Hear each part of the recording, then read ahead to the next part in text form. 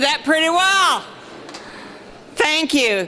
Welcome to our inspirational breakfast for Heartland Partners in Caring. We are so excited to have you here. We know that you came for a great celebration, and we just want to celebrate the generosity, the climate, the culture. You know, Heartland Partners in Caring is an outgrowth of the wonderful Keller Williams culture, because without the Keller Williams culture, no one would have gotten on board with the Heartland Partners in Caring. And now, not only are we an outgrowth, but we're a contributor to. And we just thank you so much for coming. Every minute that you spend somewhere is a decision to spend it with us instead of somewhere else. And that's a huge decision. And we want you to know we don't take it lightly. We appreciate so much. Our program today is creating a legacy of hope. You know, our board has talked a lot about what Heartland Partners in Caring does. The reality is that we give grants, and we appreciate your stewardship in giving us the funds to be able to make a difference in people's lives. The real difference comes beyond the money, because we're not just giving money, we are giving hope. And we've talked a lot about that in our groups. So again, we just appreciate so much your willingness to come and be a part of us. I want you to know that we have a little gratitude gift for you on your tables. You will find a gift of soap made by our own Elizabeth Gilbert, who serves as our secretary. Her company is 12 Fires. If you use the soap, I'm sure that there's a way you can order more. Part of the reason that we thought about soap is, you know, when you're feeling kind of overwhelmed, sometimes that helps. A nice shower, some soap. So please enjoy. I'm feeling a little overwhelmed right now. But would you please stand for the color guard and presentation of colors, and Pam Woodruff is going to come up and lead us in the Pledge of Allegiance.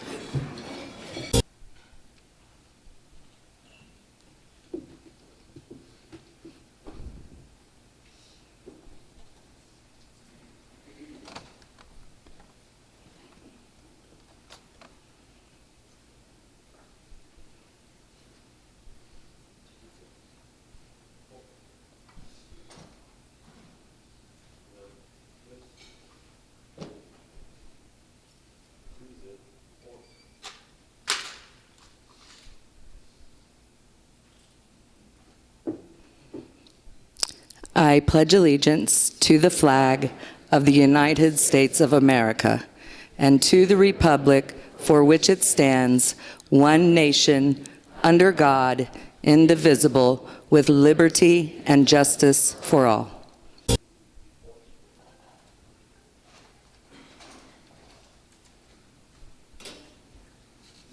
Let's give these guys some applause, our United States Marine Corps.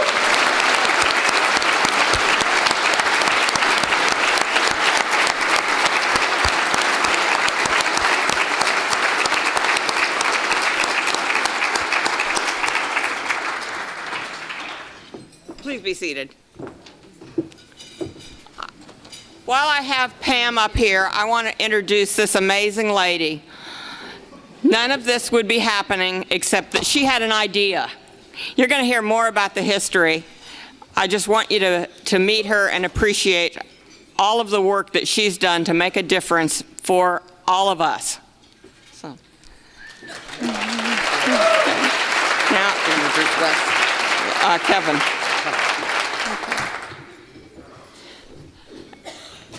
Those of you who have been here before know that we always start with prayer. This time we are very privileged to have Kevin Coker, who's one of our agents, and we have so much talent at Keller Williams. But Kevin is going to offer our invocation.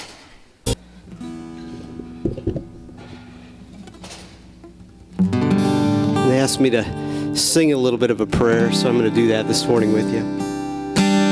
In Luke chapter 4, Jesus went to his boyhood home of Nazareth, and he went into the synagogue, and he was given a scroll, and he read these words from prophet Isaiah. The Spirit of the Lord is upon me, for he has anointed me to bring good news to the poor. He sent me to proclaim that captives will be released and the blind will see and the oppressed will be set free, and that the time of the Lord's favor, it's come. We're gathered here today to follow his example and his words to be the carrier of God's love and hope to the world.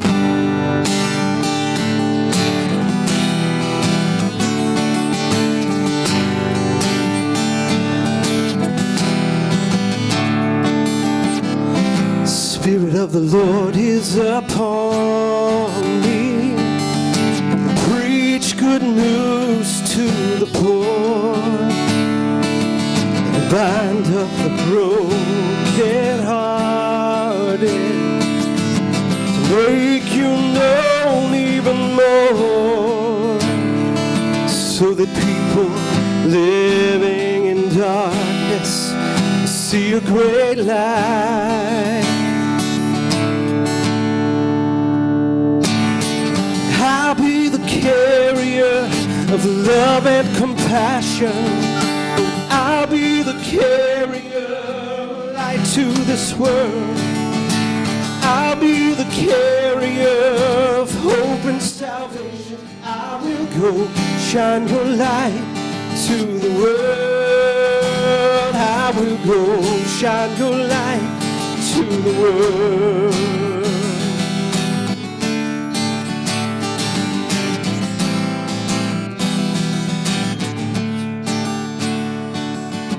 Spirit of the Lord is upon me. Freedom and truth to proclaim. So trade your ashes for the oil of gladness, and your sorrows for garments of praise. Oh, I'll be the carrier of love and compassion. I'll be the carrier of light to this world. I'll be the carrier of hope and salvation. I will go shine your light to the world. I will go shine your light to the world. Here am I, send me, send me. Here am I, send me, send me. Oh, here am I, send me, send me. Here am I, send me, send me. Will you be the carrier of love and compassion? Will you be the carrier of light to this world? Will you be the carrier of hope and salvation? Will you go shine your light to the world? Will you go shine your light to the world? To the world. To the world. Oh, I will go shine your light to the world.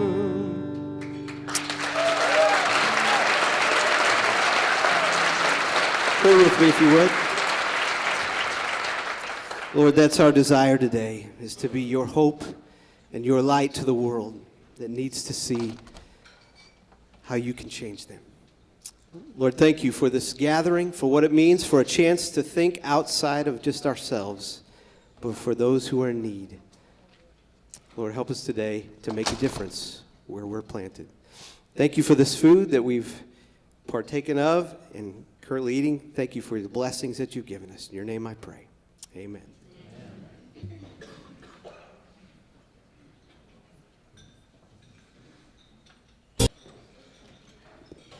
You know, I have to say I covet the talent of music, and I think I have to wait until I get to heaven to really sound good. So We'll just go with the other things that I've been blessed with. You know, it takes a lot of money to offer the kind of help that we've been able to offer through the years.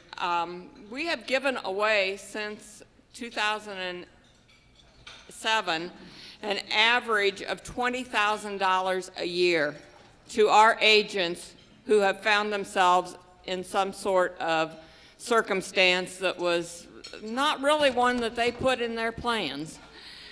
So one of the things that we wrestle with is how are we going to raise this money? Now, there's a lot of ways we can do it. We thought we would try something new next year, and we thought we would have a lot of fun with an auction. We're not sure about the date yet. We're still working on things, and you all, Keller Williams, know how busy regionals calendar gets, and we always schedule around regionals calendar, so you kind of get a taste of what we deal with. But we are committed to doing an auction, and to get us started, we have right here our own Keller Williams KW commercial, Wes Schlobaum, and woo! Wes is coming up, and he's going to auction. We are so blessed in this area to have two MAPS coaches who have agreed to auction off an hour of coaching. Brad Korn and Shannon Steer. Let the bidding begin. 1, 2, 3, 4, better go 4, 5, 10, 15, 20, now 5, better go 25. Testing 1, 2, 3, 4. Up just a little bit, please. How many of you guys been to an auction before? Sold! See how it works? Just raise your hand and you own it. So we got 3 number 1 first-time deals here. One is the 2014 HPIC auction. This here is a precursor to that. What we're hoping is that you see this and some things will come to mind that you can donate to the auction next year. So see your HPIC rep in your office after we get done, if you can think of some things. The second thing is you're going to get an hour's worth of mastery without spending $12,000 on an annual contract, because you can't buy this hour individually. You actually have to sign a contract for $12,000 to get it. The first 30 minutes is going to be triple your business. The second 30 minutes is going to be 6 times your business. So this is really a return on investment is priceless. And the third thing we're going to do for the first time today is we're going to sell Brad Korn live. I've never done that before. So, don't tell us why. Folks, this really is a one-of-a-kind deal here. You just can't come in and buy this for this hour. You get to pick the topic. He's going to show you how to better your business. So just hold your hand up if you want to bid. We don't want to miss anybody. We won't go too fast, but it will be an auction. Brad, can you stand up? We're going to sell you just like, hey, it's cattle time. All righty, he's standing up. Here we go. Guys, this is a minimum of $1,000 value minimum. Set it in. How many dollars on it? What do you give me for it? You tell me. Who give me what? 500. Let's go. I'm at 500. Where? I'm going to go 500. Now 100 and a half. I'm at $100 bill. 100 and a half. 100 and a half. Now 200. I'm at 200 now. 2 and a half. I'm going to go 2 and a half. I got 100 and a half. Now 200. I'm going to go 2. 200. 175. Now $200. I'm going to go 2. 2. I'm going to go 200. Thank you. Now 2 and a quarter. Folks, you can't get this for under signing $12,000. He's all in. You get him. Matter of fact, there's a fourth verse. This will be the first time you get to pick the price you pay for bold. Here we go. I'm at 2 and a quarter, 2 and a half. I'm at 2 and a quarter half. I'm going to go 2 and a half. Where? 2 and a half. Thank you. Now 275, sir. I'm at 250 now. 75, 275, $300. I'm going to go 3. I'm at 300, 3 and a quarter. I'm at 300 now quarter. I'm going to go 25, 5. I'm going to go 325. Let's go. Thank you. 325 now 50, 350, 375. Let's go. I'm at 375 now. $400. I'm going to go 4. 4 now 4 and a half. Let's go. I'm at 4 and a half now. 500. I'm going to go $500 on it. I'm at 450 now. 5. I'm going to go 5. I'm going to go 500. Thank you. I'm at 500, 5 and a half. I'm at 500 now, 5 and a half. I'm going to go 550. I'm at 500. Got to go, folks. I'm at 500 now, 5 and a half. I'm going to go 550. 550. Anybody want in? $550? Sold $500 back there. Thank you, sir.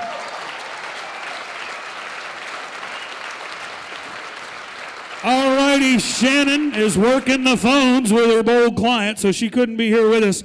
You guys, Shannon Steer speaks for herself. One of the reasons I'm standing here was a night in an office at Legacy Partners over on Shawnee Mission Parkway. And really, your culture is why I'm here. This speaks to what we live our life by.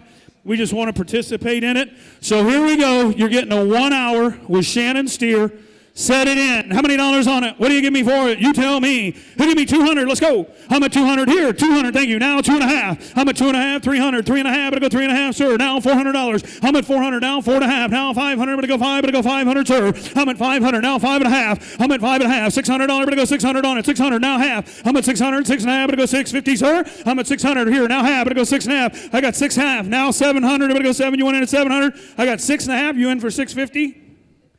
Now 700. I'm at 650. 675. We can go there. I'm at 650 now. 75. But I go 75. 650. 75. Sir, you want back in? I'm at 650 now. 75. But I go 75. 5. But I go 75. 650. 675. Sold it to the young lady right there. $650. All righty, folks. Again, next year, 2014 HPIC auction. If you can think of some stuff, you got travel, anything you can think of, see your rep, and let's try to raise some money for him. Thank you.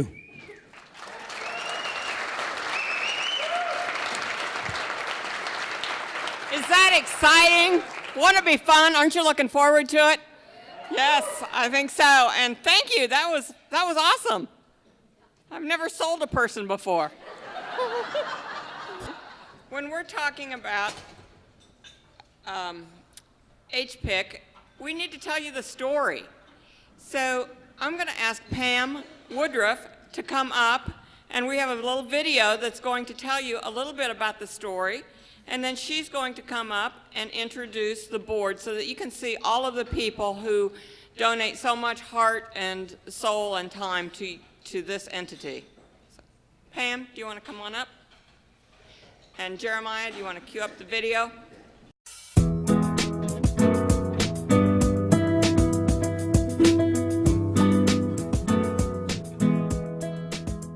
Good morning. I'm Pam Woodruff, founder and executive director of Heartland Partners in Caring.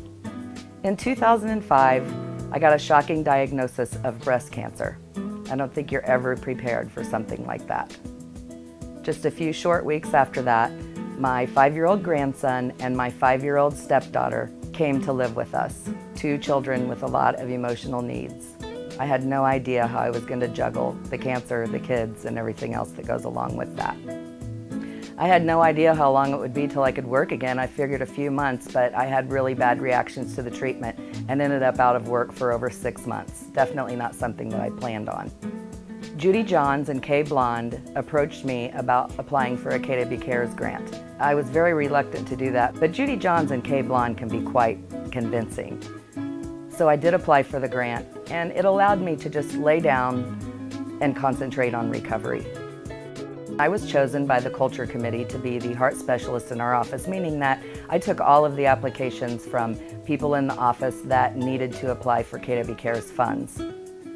KW Cares was a catastrophic event charity, and we weren't qualifying for a lot of the grants that we were applying for. This was frustrating to me as we were sending KW Cares a great amount of money that we just could not access by their guidelines. I approached Judy Johns about starting our own foundation here in the Kansas City area that would support our agents, staff, administration, and their immediate families so that those monies could be immediately granted. Judy thought it was a great idea, got her blessing from Mo Anderson, and John Davis, and Heartland Partners in Caring was born.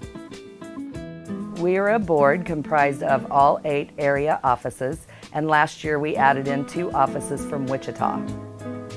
Our maximum grant with Heartland Partners in Caring is $3,500, and those funds can be used for things that nobody else pays: your mortgage, your rent, your car payment, your car insurance, your utilities, gas and groceries, things that could impact you if you're off work for very long.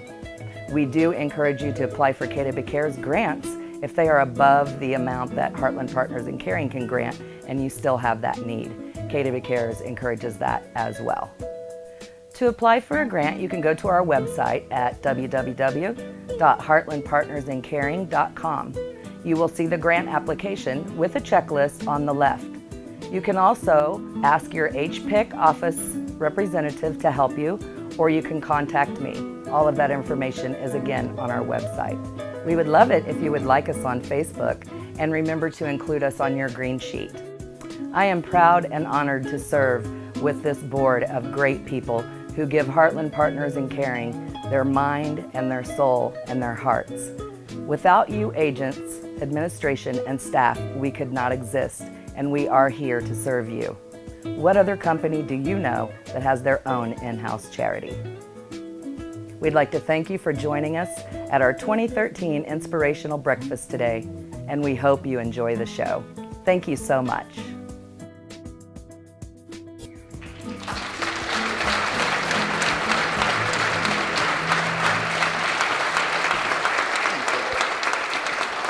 Thank you, everybody. It is my pleasure now to introduce our board of directors, and I will ask all of you to come up on this side of the stage, please, when your name is called, and just line up in front. Judy Johns, chairperson of the board. Ron Mowry, vice chairman of the board. I am Pam Woodruff, and I'm the executive director. Lee Dio, our president. Penny Arbuckle, our vice president. Elizabeth Gilbert, our secretary, and the one that keeps us on track. Kent Lubinsky joined us as our treasurer this year. Cindy Gerhard's moved out of state, so Kent is now our treasurer. Jack Surface is our co-treasurer, and Jack keeps all of our books for us. Nancy Hoffman is the representative from our Eastland office. Terry Gilgar, our Southland office. James Hearn, Lee Summit. Linda Woodward, Prairie Village. Robin Marks, Shawnee. Dee Dee Morse and Ladine Bradshaw from Olathe. Joanne Boyer, Overland Park. And our two new representatives from Wichita. By the way, they can see us, but we can't see them. We are live streaming to them. Shonda Curtis from Signature Partners and Kit Corby from Hometown Partners. Give these guys a hand. They really take care of you guys.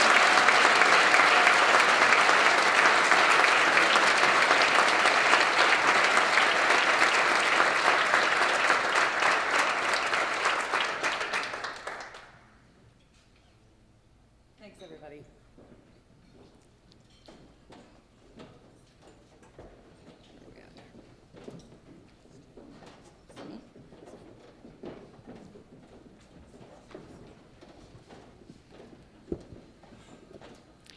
You know, I didn't get into real estate in the traditional way, probably the way that most of you did.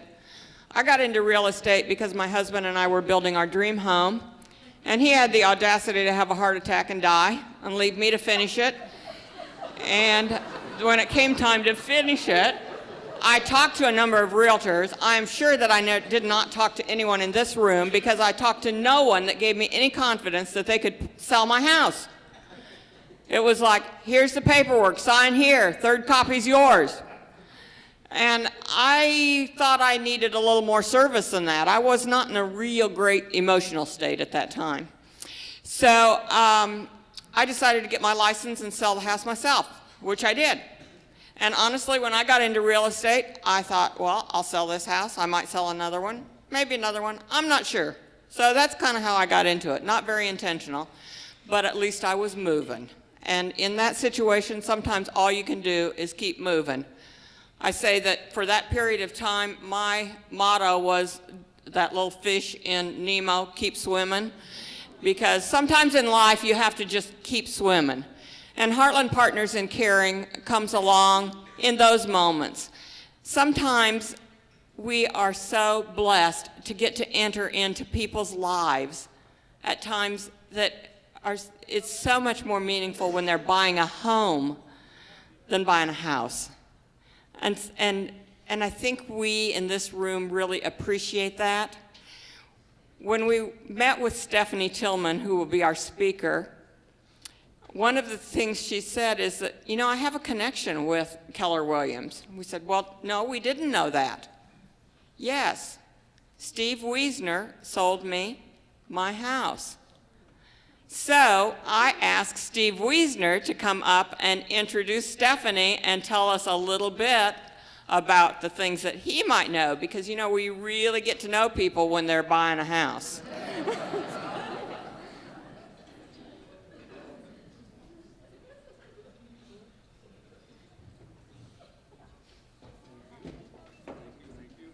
Oh, she told you who I was going to be talking about.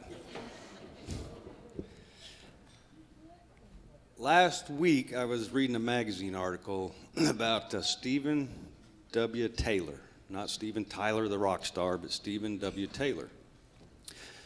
And in this article, he mentions some of the things that he had prayed for during his life that would eventually lead him to become the Chief Justice of the Supreme Court of Oklahoma. And in that article, he said, I didn't just pray, then sit around waiting for something to happen. He said, I took the steps to make those prayers come true. The article went on to describe some other various things he had prayed for in his life and how he also took those steps to make those things happen. And at the end of the article, in the very last sentence, he summed it up with 6 simple words. When you pray, move your feet. And I thought about that for a minute, and I said, isn't that kind of what Heartland Partners in Caring does? We pray for the betterment of people.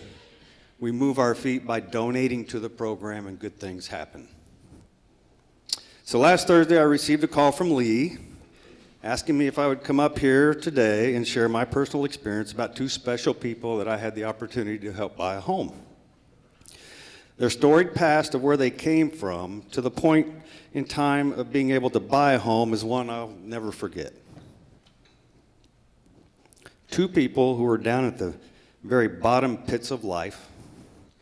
2 people who then found God and prayed for things that they wanted in their lives, better lives for them and their children. And they didn't just sit around waiting for those prayers to be answered. Like Stephen Taylor, the Supreme Court Justice, they too moved their feet to make things happen. Then came September 1st, 2006, which is one of the most memorable days and moments I will ever have as a real estate agent. On that day, the 3 of us sat at the closing table, along with their 2 small children, and they signed their closing documents on their new home. Now, you might say, well, that's not that, we do that all the time as realtors. But this was a nice home, $182,000 home in Olathe. But here's the difference in their story versus a lot of other buyers. If you've ever had a buyer who less than 2 years before buying their home, first home, had been penniless, homeless, actually living in their car with their 2 small children, would you please stand up? If you ever had a buyer who less than 2 years before buying a home were living a life of drug addiction and alcohol, please stand up. So I guess I'm the only one standing. And if you ever had a buyer who told you that God had told them it was their time to find a way to buy a home, please stand up. All of these things were my buyers. So when I met them, a young couple, they wanted me to help them find a home. They openly told me of their recent past of drug addiction, alcohol, poverty, being homeless, and at times living in their car and in homeless shelters with their 2 small children. But all of that was behind them now. Having found God, they had started praying for a better life, and they moved their feet.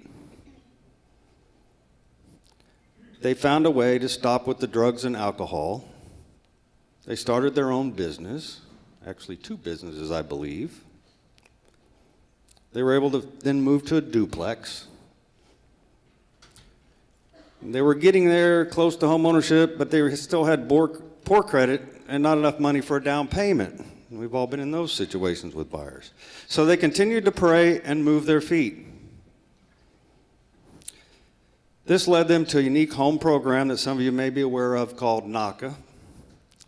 And although this program took time and had very strict requirements, they successfully completed the program and finally got approved to buy their first home.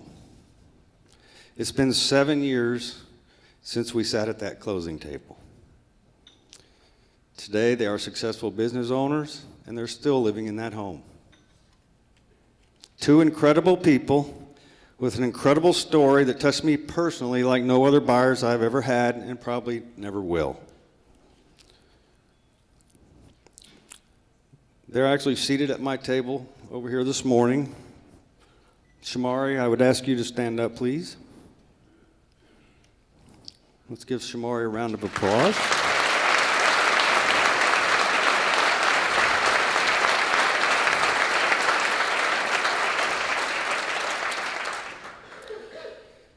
And in closing, I have the honor and privilege of introducing our keynote speaker, which Lee told you is Stephanie. She's a storyteller, a motivator, a promoter, a creator, a visionary, and last but not least, an inspiration. And by the way, when she prays, she doesn't just move her feet, she runs. She too is a person I will never forget. So please welcome Stephanie Tillman.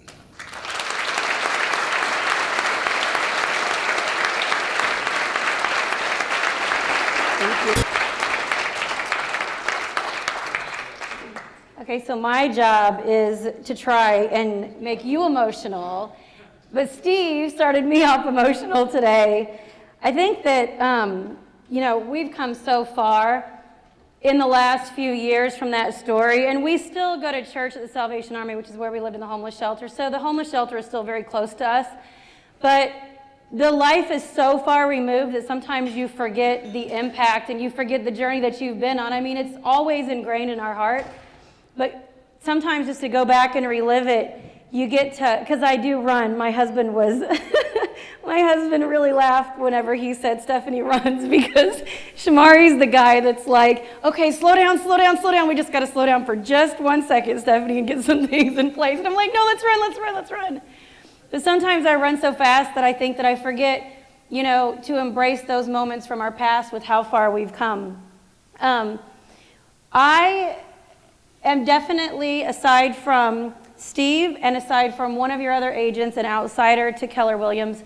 But as of last week, I don't feel like that at all, because I got a chance to go in and meet with the board and talk to the board, and I got to see firsthand what all of this does. We were actually doing a little pre-event with these t-shirts, and I saw a woman walk in tears because she had just received her grant. And I saw the hugs, and I saw the thankfulness, and I saw that what you're doing here matters, because I saw it in the tears of the woman that came in to say thank you as soon as she received her grant. There's so much that I want to say, and we're going to kind of do this a little bit differently. We're going to break it up a little bit today. So I'm going to talk for a little bit, and then we're going to highlight some of the amazing things that you guys do, and then we'll come back to me and do it a little bit like that. On the video that you saw, one of the things that it said was, every legacy has a beginning. And I think that Steve started touching on our legacy beginning, but I didn't realize that it was our legacy beginning at the time. Actually, if you would have asked me what legacy was 10, 11, 12 years ago, I wouldn't have known. I would have had to get a dictionary, because we didn't even have smartphones back then. They weren't, in your pocket, so I'd have to actually go look it up in a dictionary. And it wouldn't have meant anything to me. Actually, it probably would have depressed me and made me not want to continue walking, because it seems like such an overwhelming word. I mean, I'm a drug addict. I am homeless. I have 2 small children and a husband. Where in the world do you begin with a legacy? Now looking back at it in retrospect, I know the exact moment that our legacy began. And that moment changed the course of everything else that we've done in life since that time.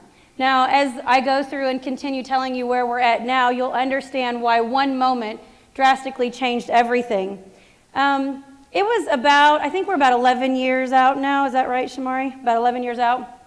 Well, okay, so I was definitely, I know that it's hard to see it right now, but I was that girl that was selling her stuff to get drugs. I was that, I don't look anything like I look like now.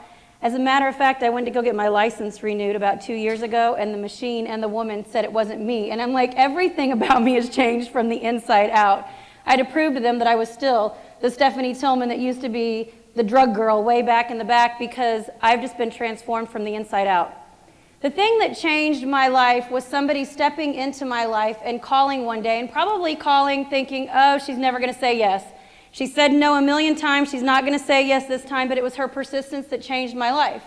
It was actually Shamari's mom. She called me one afternoon on a Sunday and said, we've got this event going on at church tonight. Do you want to go? And normally I would have said no, because I was in such a dark place in my life that the very last thing that I want to do is walk into a church and have a preacher telling me everything that I'm doing wrong. But for some reason that day, I said yes. And I went into the church. And the moment that my life changed was when this girl walked up on the stage. I will never know her name, but she walked up on stage and she started telling the story of how her friends found her overdosed in a corner. And it just pulled something inside of me, and I thought, man, what if my kids come and find me like that? What if nobody else is there and my kids are the ones that come and find me in a corner? So she proceeded to tell her story. And the next part that she told was about how this guy named Jesus saved her. And I thought, man, if this guy, Jesus, can save her, maybe he can help me, because I really want to be a good mom. I really want to be a better person. I just don't know how to begin. So that day, my life changed when I went to the altar and I knelt and I prayed, and that was it. It was like pure darkness to pure light. I know that I'm a lucky one, and there was no NA, there was no AA for me. It was boom, and the lifestyle was done. But that didn't mean that life had changed overnight. It has still been a really long journey.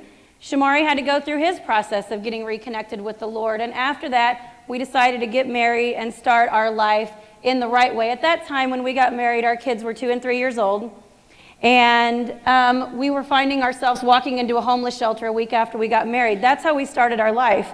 Now, some people have planned big, elaborate weddings, right? Thousands and thousands and thousands of dollars, and little girls have dreamed about their weddings all their life. But let me tell you, for the broken little girl that I was at that time in life, the most romantic proposal that I could ever ask for was Shamari and I standing in the middle of our rental house that had a big hole in the ceiling and a big blue tarp over it, standing there looking at each other and saying, what are we going to do? Are we going to do this together for the rest of our lives, or are we going to go in our separate directions? And together we made a decision that we were going to take a turn for our family, and we were going to start on a different path. That was a second big piece in our legacy, and we didn't even realize how big of a piece that was right now. I want to touch on Shamari for a second. I hope that it's okay that I say this. Shamari he didn't grow up with a father. I mean, he grew up with a father at very young years, but there was never a father influence. There was never a husband influence in his life. So for somebody that's coming out of that lifestyle of drugs and alcohol and craziness, for him to step into a marriage with 2 kids and starting out in a homeless shelter, that's a big task for a man to take on, especially when you don't have a roadmap or any example in front of you. So one of the next pieces of legacy that happened in our life was Shamari stepped up to the plate and said, I have no idea what being a father looks like. I have no idea what being a husband looks like, but I know where to find the answers. So we went to the Bible, and year after year after year, I've watched my husband begin to create a legacy for our family that never existed before now. He has totally transformed the path of his family. Everybody behind him, all the men in the generations behind him, I promise you they were not the man that I am married to today. He has broken the cycle, and he is now creating a new legacy for his family, for our son Isaiah.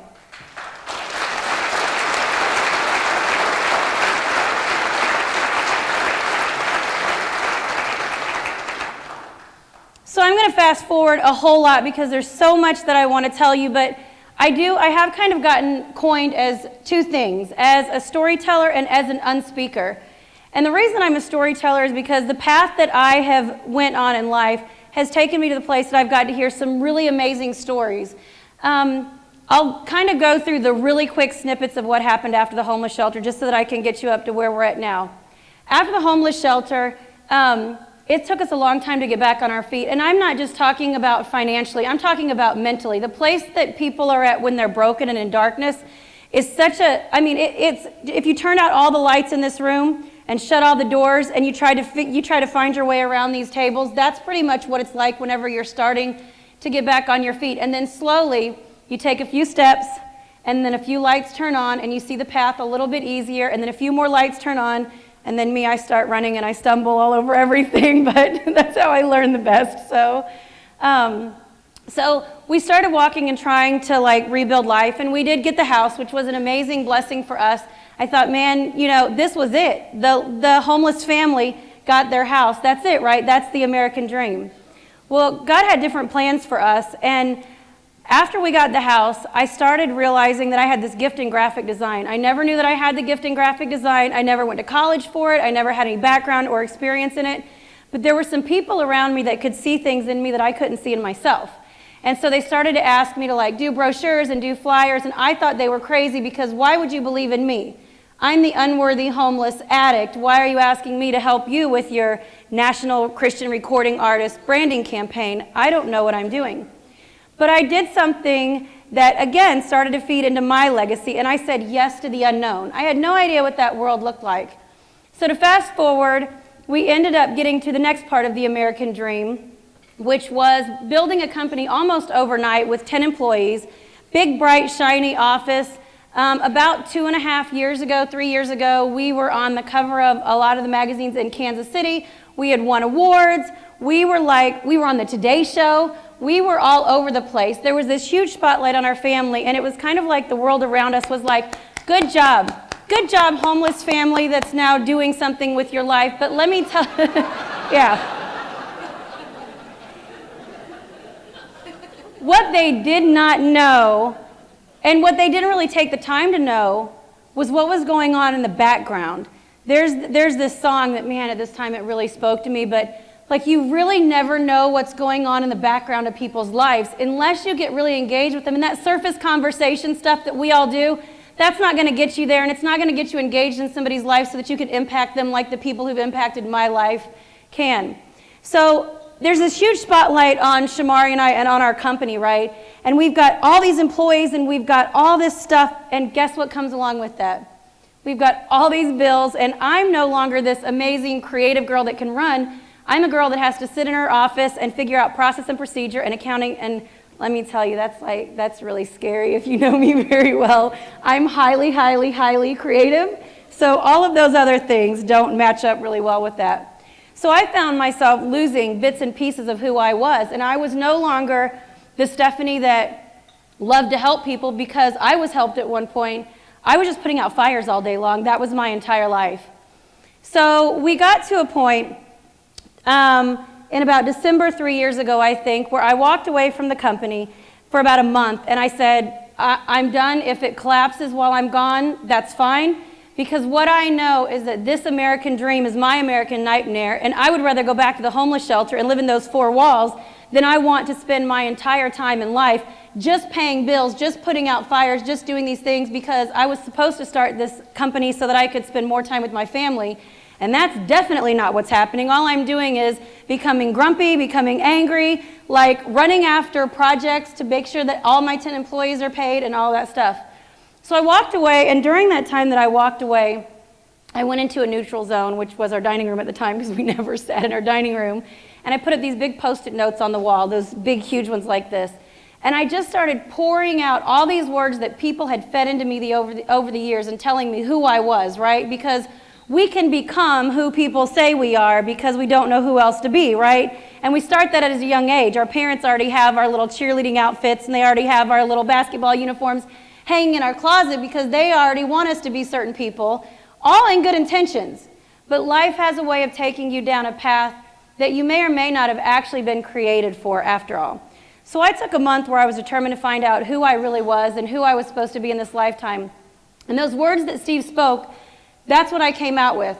The words were not, I'm a mother, I'm a CEO, I'm a designer. The words were, I'm a storyteller, I'm a motivator, I'm a creator, I'm a visionary, I'm a promoter, and I'm a connector. And those words I can use anywhere in life. I don't need a title to go with them. As long as I'm using those words, I know that I'm who God created me to be.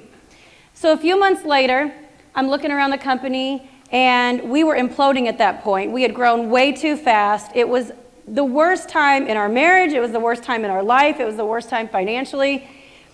And I said, this is definitely not what God has for me.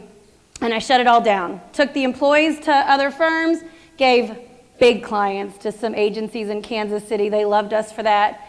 And I walked away and shut it all down and said, okay, God, I'm back to where we were in the beginning. This is where I want you to rebuild me the way that you want me to be, because I don't want to be chasing that shiny spotlight for the American dream or the homeless girl that overcame homelessness. I want to be who you've called me to be. So I'm sitting there in my house, and this is about a month after we'd shut down the company, and I said, okay, you've got all of me now. I need you to show me what's next. So lucky for me, I had spent a lot of time really evaluating who I was and who I wanted to be in this lifetime. And the only thing that he spoke to me at that time was start with the shirts. I don't know how you guys hear God. I don't know if you hear him. But when he tells me I don't know anything about shirts or t-shirts or anything like that, when he says start with the shirts, I'm like, that's crazy talk, God. I have no idea what that means. Well, we can argue with God all we want, but he has a way of kicking us out of the nest whenever he's really ready for us to go and he feels like we're prepared to fly. And at that point, he felt like I was prepared to fly. So let's go ahead and cue up the video. And I'm going to let this tell you the story. I want to thank John Holt at Fox 4. Kansas City has been so supportive of everything that I've done over the last 2.5 years. John Holt actually just received an Emmy for this video last month, so it's a great one. And instead of me spending all this time explaining what happened in Joplin, this is when my entire life made sense. On the day after the Joplin tornado, I knew what I was supposed to do, and it was the craziest thing ever, but I printed 1,000 t-shirts that said Hope Station on the front, and I went to a disaster zone that I had no business being in. I knew nothing about disasters. I knew nothing about Joplin. I had no connection to t-shirts. I had no connection to any of this, but God kicked me out of the nest and said it's time to fly, and so this is the result of that. Your year is always something very special, isn't it? It's a year of farewells and yearbook signings and remembering. Most seniors, though, don't have to worry about rebuilding their lives, so helping them tell that story was key to a group of volunteers out of Kansas City who arrived with a once-upon-a-time way to tell that story in a rather unique way, now and forever.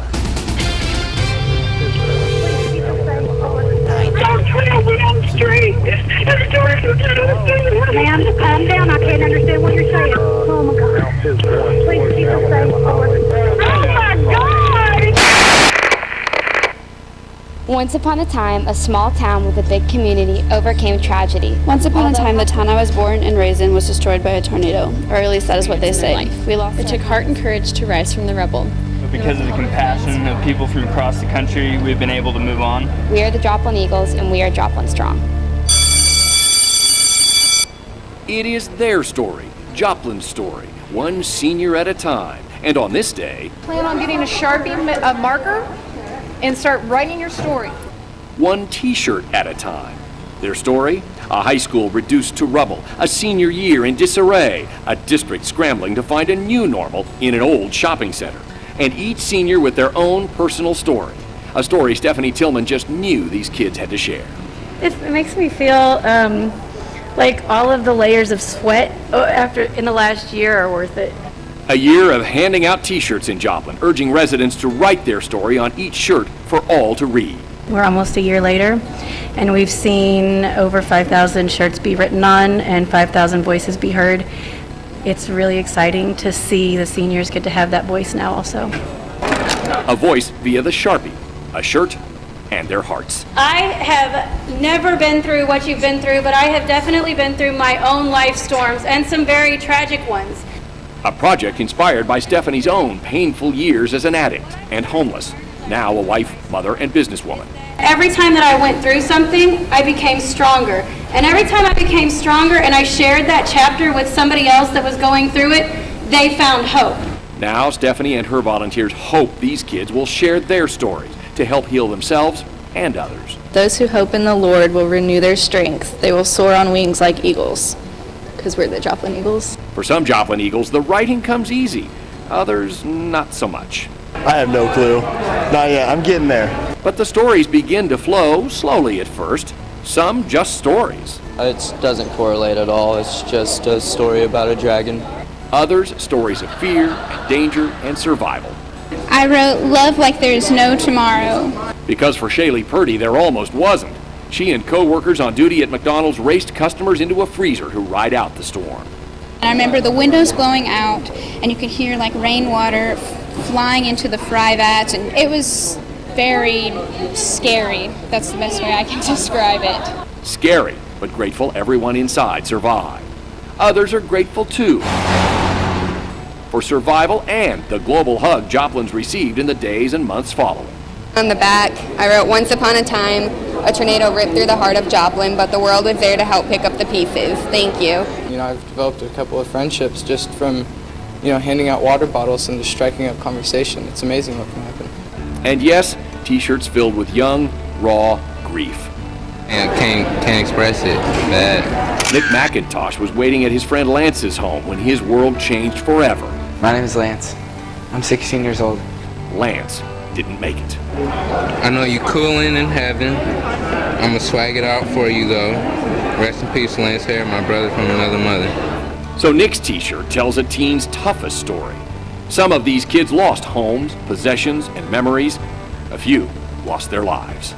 It makes me feel good. It makes me kind of feel like he knows that I'm doing it. Like when I was writing it, it kind of felt like he was right behind me, watching me write it. And I know he can see what I'm doing. So you miss him?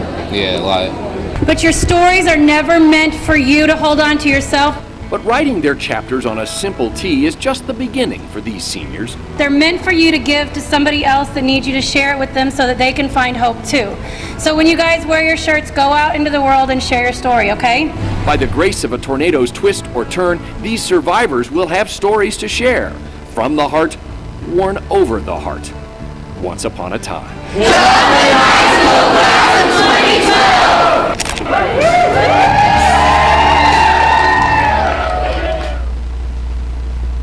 Kids are being urged to wear their shirts around town and strike up conversations about hope, but also to pass those shirts on to their children and yes, one day even their grandchildren, even though that seems a long way away. And Susan, I'll tell you what, once upon a time, will they live happily ever after?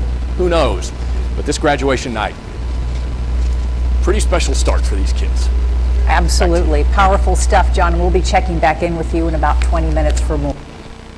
John still gets me every time at the end whenever he gets choked up. I get choked up every time that I see that because, Joplin for me was my birthing of hope. It was when I understood everything. It was when I understood why I had to go through everything that I went through as a child, why I had to go through everything I went through as an adult, and why even today my prayer, I've got two main prayers.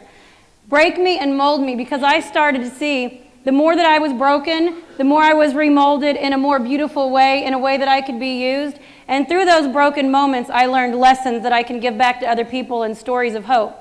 About 3 months after we were in Joplin, when I mentioned on there the layers of sweat, you have to picture me standing in Joplin, 100-degree weather, in the middle of a tent, nothing standing around you, waiting for people to come that just needed to talk and needed to share. So I spent 3 months during that summer down there in the middle of a disaster zone. 3 months afterwards, I thought I was done. And I was sure that God was finished with me. I mean, I've already given up 3 months of my life down there. I didn't see anybody else, like one individual person standing down there for 3 months nonstop in that kind of heat. I was sure he was done. Well, I was wrong. And I come home and I get a phone call and it changed the course of everything. And I'm not going to touch too much on this story, but I do want to mention something.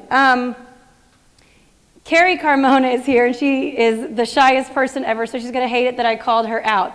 Monty, you'll stand up for your mom. Carrie, I need you to stand up too. Both of you, just stand up really quick, and I want you to see their faces because they were, okay, okay, yeah, that was really quick. I'll make sure that I corner her so that you can meet her after I tell you why it's so significant that they're here. They're not here because I asked them to come. They're here because at like 5 o'clock yesterday I said, she texted me and said, what are you doing? And I said, oh, just a little bit tired and trying to get everything ready for this thing tomorrow. And she picks up her car and drives to Kansas City. So Carrie actually, when we're talking about legacy, I'm going to go to the men in the room now. And I really want you to hear what I'm getting ready to say because the legacy that you have is a day-to-day thing. You never know what tomorrow is going to look like.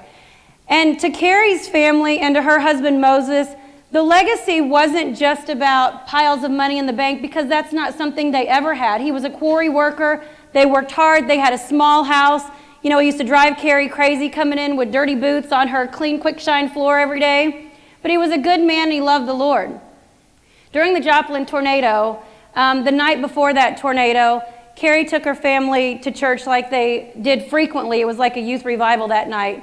And that night in particular, Carrie has an 8-year-old daughter named Ariana. She actually has 5 girls, and one of those girls' name is Ariana, and she's 8 years old. And that night, on a Saturday night, right the night before the Joplin tornado, 8-year-old Ariana feels a tap on her shoulder and goes to the altar and starts praying. Okay, I don't know raise your hand if you have had an 8-year-old child living in your house at any point in your life. Okay. Attention spans are kind of like mine, right? About like this. Ariana was a little bit of a different child. Prior to that day, she was always very scared. The day that she went up to the altar that day, something drew her there, and she stayed there for 2 hours praying. So picture those 8-year-olds that you've had in your household praying for 2 hours. Well, her dad, Moses, saw her kneeling at the altar that day and went up there and prayed with her. That was the night before the Joplin tornado. Father Moses, 8-year-old daughter Ariana, kneeling at the altar praying for 2 hours. The next day, they would go to church like they always did, but this was the day that would change Carrie's life forever. I still get choked up because it's not even that part of the story, it's where they've come from there. That night, the tornado would come while they're in the walls of a church, which is supposed to be the safest place to be, and the walls would start falling, and Ariana, who was a fearful child before that, for the first time in her life, showed no fear, just prayed until her little voice faded, and she met the Jesus that she was just praying to face, 24 hours later. Shortly after that, her father, Moses, was in the middle of the church, and the walls had fallen down, and he was leaning like this, and there was a beam from the back of the church leaning on his back, and that beam allowed everybody to get out of the church. And the pastor walked around and said, okay, Moses, everybody's out, we can go. And at that point, Moses exhaled his last breath and he passed away. He had carried the weight of the church literally on his back until he could no longer carry it anymore. Moses' legacy was being the legacy of a real man, not just giving his life at that last moment to save people in the church, being a real man and getting on his knees with his children.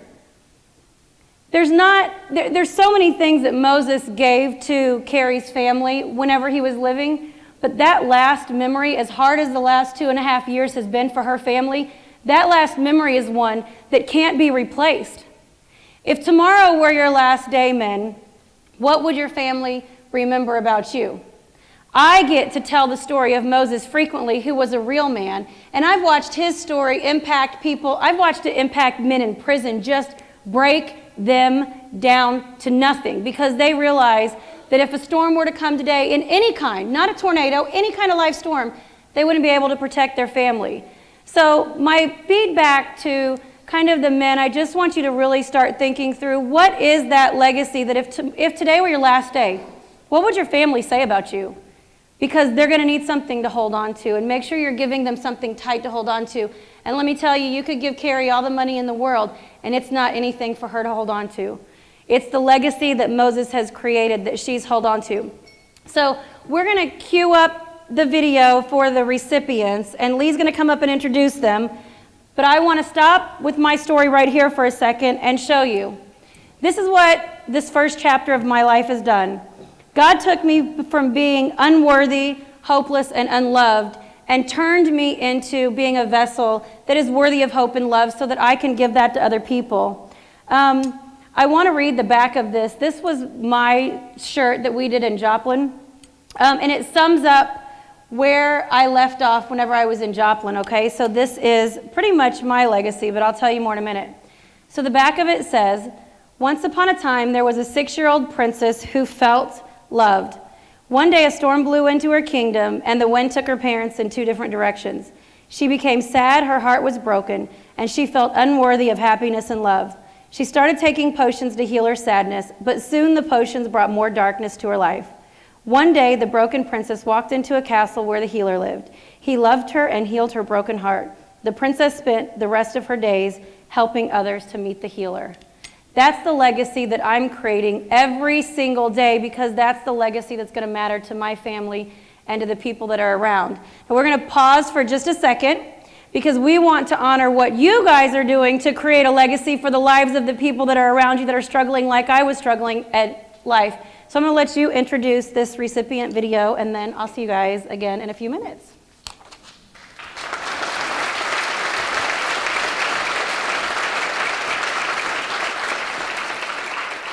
Can you see why I told people that I was so excited about this event? I needed a pancake scraper to get me off the ceiling. Aren't you enjoying it? Our first video is actually one of our early recipients. Steve Smith's life was changed drastically when he was on his motorcycle and someone just kind of ran into him. And HPIC was here to help, and HPIC was very much appreciated. So listen to Steve's words now.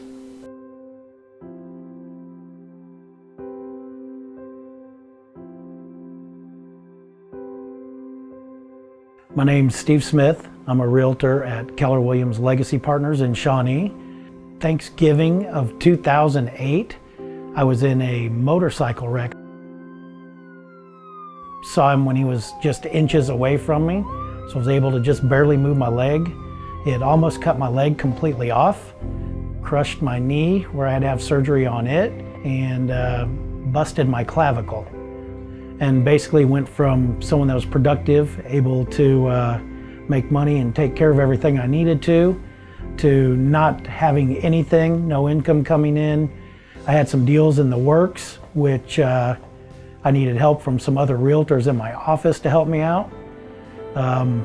One specifically, Todd Hover, who was a recipient of the Big Heart Award a few years ago. Another one of my realtors, who's also a friend in my office, Lee Dio, put me in touch with Pan and basically helped walk me through the entire process of having HPIC help me out. The money was there almost instantly. I want to say a week to 2 weeks, where there was really no lag time, which was able to keep everything I needed to going, household, food-wise, everything. I feel great now. Occasionally I'll feel pain in, one part or the other where it was hurt. They originally had said I would walk with a limp, not play golf, not do any of the stuff I really enjoy doing, and I'm doing all of that. And if it wasn't for HPIC, I truly believed it probably would have bankrupted me. Just want to say thank you to everyone that contributes to HPIC. I know I do on every single deal I do. It really does help, and it helps right here in Kansas City.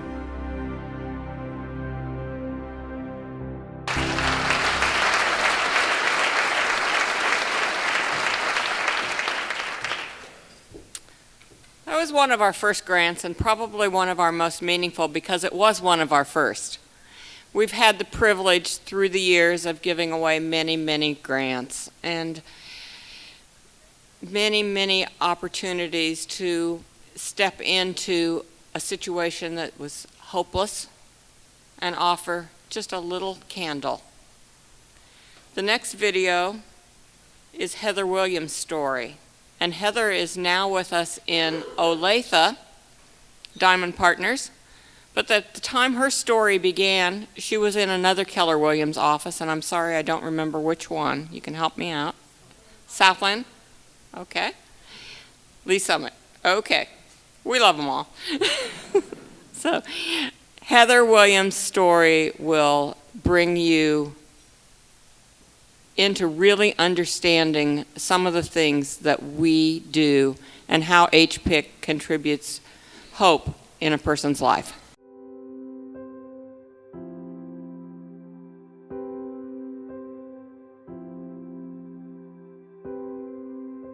Me and Michael had been together for 9 years. We were high school sweethearts.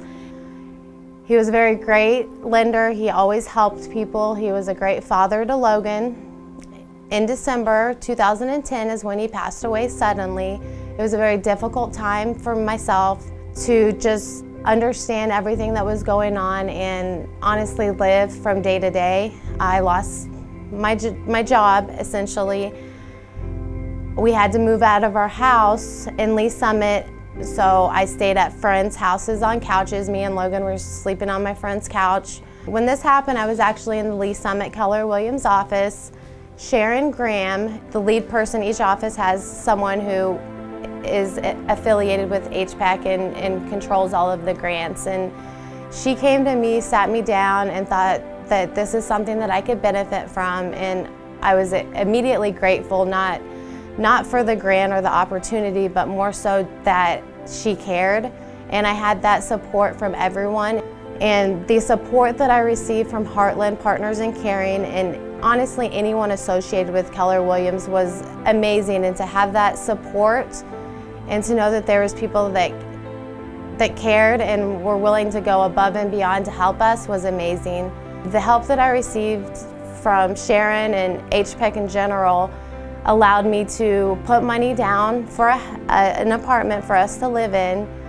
I highly recommend that if you can, to donate any money to Heartland Partners in Caring. It is such an amazing organization that reaches out to Keller Williams agents and their family in times of need.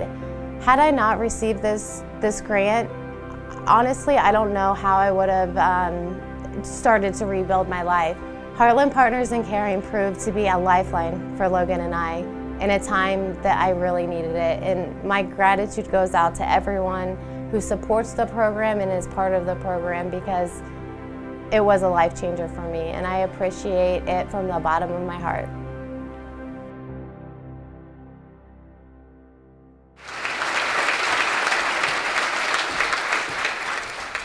Steve and Heather, would you please stand? We'd like to encourage you. You've encouraged us. And I've got lights in my face. I can't tell what. Heather's over here. Steve Smith, are you here, Steve?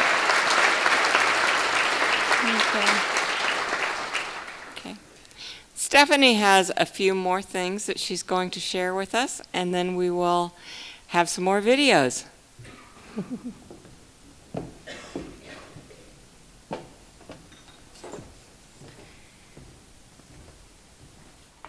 I can tell you probably 20 different people over the course of the last 11 years of my life that have a huge impact, and it's through small moments. You know what I love? I was sitting in the Keller Williams office the other day, and I think that we were getting ready for all of this, and they were talking about the grant process, and they were talking about how we want to give grants that help and not enable. That is so, so important. I love that that's the way that you think through all of this. Because if anybody would have enabled me, if they would have handed me a big pile of money, I wouldn't have known what to do with it. It's about enabling people to grow and to learn, not enabling them to rely on you. And I love that that's part of the process that Heartland Partners in Caring takes people through. I want to kind of fill you in on the middle of my story now and tell you what happened after Joplin. After Joplin, I realized there was something powerful with these t-shirts. It's not just about writing on the shirt, although that's incredibly powerful. When people that have went through very difficult storms in life go through them, they don't always have the words to speak about what happened. And that's what I found in my own life. I didn't have the words, and until I started talking about it, I didn't know how to deal with it. So that's what these shirts provide, is a way for people to write the things that they can't yet say. And then they kind of own it. It's like taking it out of the darkness and putting it in the light, and they're owning it. I remember sitting at a coffee shop in Joplin about a month after the tornado, and I was in there in the morning, and we'd been doing these shirts for a while, and granted, yes, God told me to go do this, but yes, it was crazy, and I didn't really understand the impact of it yet. I saw people felt like they mattered. I saw people felt heard. I saw they felt loved, because we definitely didn't give away the cheap shirts. If you've got one of our shirts on right now, you'll understand we definitely give the best shirts that are soft, that feel like a warm hug around you. But I saw this girl walk into a coffee shop, and she was wearing one of our shirts, and it had a full piece of paper on the back, and she had some words written, and she's standing in line getting her cup of coffee, and you see the person standing in line behind her kind of bobbing and weaving, going like this, trying to read the shirt. And I'm sitting over here having my coffee, watching this whole thing. And all of a sudden, you see the person standing behind her, tap her on the shoulder. She turns around, they start talking, they start hugging, they start crying. Part of what we're doing with these shirts is about getting people engaged in humanity again, because right now we're engaged a little bit through surface conversations. We're engaged a little bit through superficial Facebook conversations, but it's hard to know how to get really engaged in people's lives. Well, these shirts allow people the opportunity to do that. Just like Christ was in my life, I had the opportunity to say yes or no. When you're wearing one of these shirts and you've written something on the back of it, the person standing behind you in line or in life has the opportunity to ask you more. But sometimes they're not going to. They're just going to read it, and they're going to go home and they're going to think differently about it. For me, creating a legacy of hope is an everyday occurrence, and you can do it every single day in some form or fashion. One day, I was putting one of my t-shirts, I woke up in the morning and I was like, okay, I need to write on a shirt today. I was just feeling like I was a little bit stuck in life, so I pull out this t-shirt, and these are the words that I wrote. So you have to picture yourself standing behind me in line whenever I say these. I said, hey, you standing behind me, and in parentheses I said, yeah, I'm talking to you. I said, we may never see each other face to face. We may never even speak. I just want you to know that you matter and that your smile has an enormous amount of power. If you don't have a smile today and need to borrow mine, tap me on the shoulder, I'll share. Seemed like a simple task for that morning, right? So I put my t-shirt on and I go about my daily errands, and about 2 hours later I'm standing in line at Walgreens. And I feel this tap on my shoulder, and I turn around and there's a woman with a brand new cast on her arm, and tears were streaming down her face, and she grabbed me and hugged me and said, all I needed today was a smile, thank you. It's that simple. It's that simple to impact. I didn't need to spend hours with her.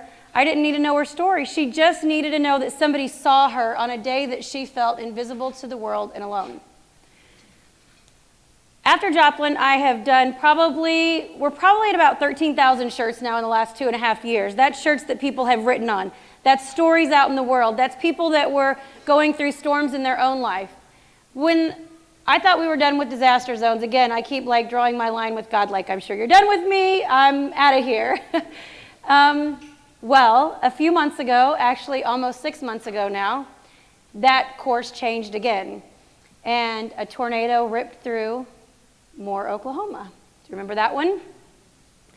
I was for sure I wasn't going. People called me and said, are you responding to it? And I was like, no, thank you. I'm not ready for 3 months in the heat again, away from my family. I don't have the money to do it right now, not interested. And then I get a phone call from Carrie Carmona's 14-year-old daughter, Kayla. And she says, I think it's time to use my story to pay it forward. I know what they're going through. I want to volunteer my summer, and I want to go to Moore, Oklahoma with you. Can we go?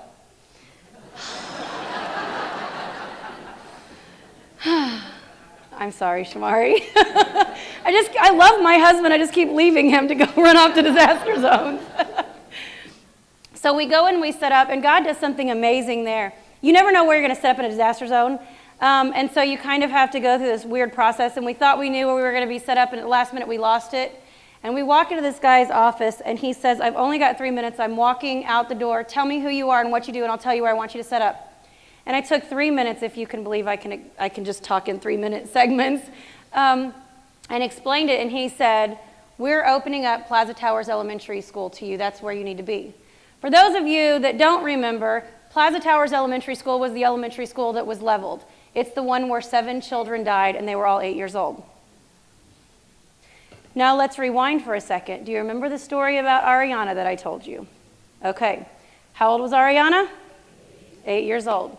Okay.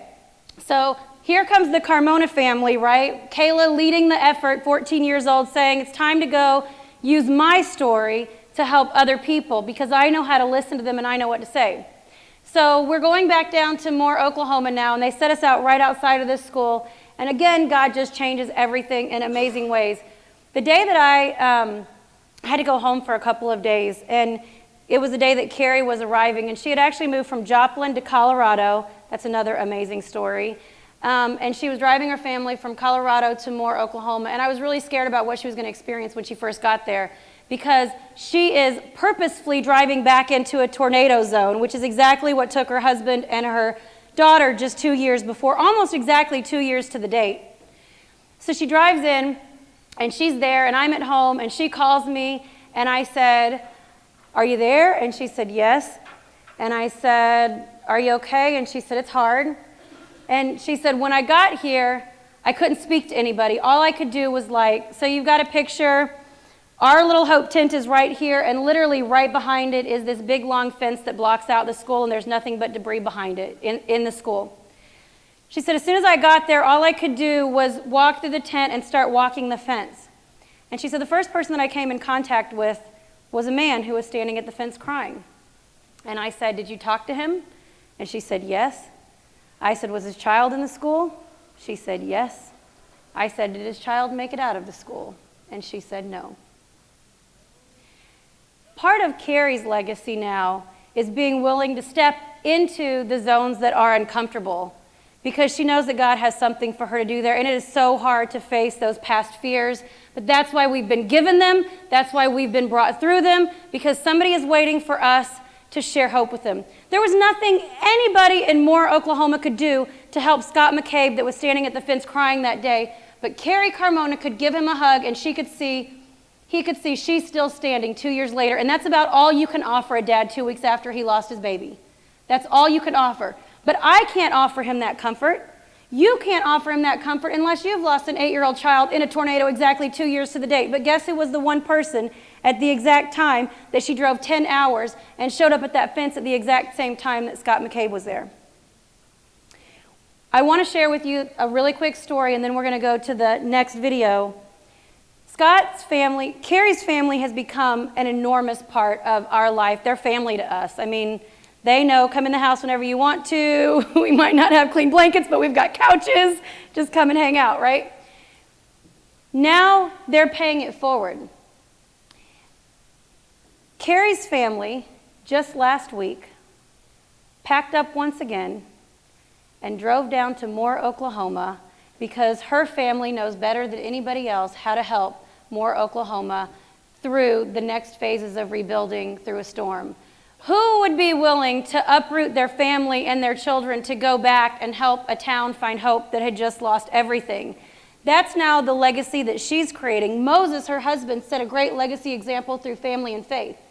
Now Carrie is taking that legacy that she used and paying it forward by bringing hope through her story to other people, and it is amazing. If you meet all of her kids in one room, like, they're the most engaging kids. They'll just walk up to anybody. They would just light this room up in a second. But when we were there, little Nicholas, and this is going to relate to the next videos that you see. Nicholas was 8 years old. It was Scott McCabe's son, and he passed away in the Moore, Oklahoma tornado. The day that his parents found out that he had passed away, they heard this story about him, and it changed kind of the way that they find hope afterwards. They found out that night that Nicholas wasn't coming home anymore, and there was a lunch lady there, and she said, "The thing that I'll always remember about Nicholas is that he always brought extras to school." Now, Stacy, Nicholas's mom, will tell you that was the one thing that drove her crazy. Okay, parents, kids, can I have? I need extra, I need more, I need money, I need this, I need that, especially when you're running out the door trying to get to work and they're trying to get to school, and they want extras. Every morning, Nicholas would ask for extras from his mom, and it got to the place that it drove her crazy, but now that's going to be one of her fondest memories. This cafeteria lady walks up to her the day that she found out that Nicholas was not coming home and said, "The thing that I'll always remember about Nicholas was every day he brought extras to school, and he always gave them away to the kids that didn't have enough." Nicholas's legacy is using his extras, his extra time, his extra money, his extra large heart to help others. And now through that, Nicholas's family is out helping others even 5 months after they've lost their son, because they know that that's what Nicholas would want. They were volunteers at the Hope Station every single day. They were down there every day. They cried every day. They smiled a little bit more every day, but they were willing to go back and face their fears every single day, because that's the legacy that Nicholas left, was using his extras to help others. And everybody in this room has extra something. I can guarantee you. You've got extra time. You've got extra money. I know from sitting in Keller Williams' office that you've all got extra large hearts. So with that being said, we're going to move on to the next recipients of the generosity that you've had of extra large hearts and how you're impacting people within your organization.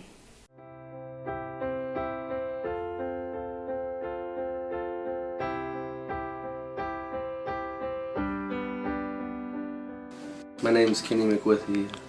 On April 5th, 2013, my older brother, Nick McWithy, passed away from cancer. It's kind of a sudden deal, a surprise to us. We didn't know that it was as bad as he was. He was a self-employed person. His family, he had a wife and 2 kids, and they didn't know what to do. The feeling that we had is just overwhelming. All the burden fell on me as his brother. And I have a family of my own, and we didn't know where to turn to or what we can do. But HPIC, they helped us. My mother-in-law works for Keller Williams, and we asked for help, and she helped us financially. The program was just a blessing to us. It took a lot of burden away from me, a lot of stress. It's just helped. Trying to support my family and now my brother's family. It was just something that was given to us and without any question, and it's thank you for it. Now day to day it's still struggles, still hard times, but it's not as much of a hard times without having to worry that financial burden of my brother's death. And so with that, I just want to thank you for everything you guys done for us.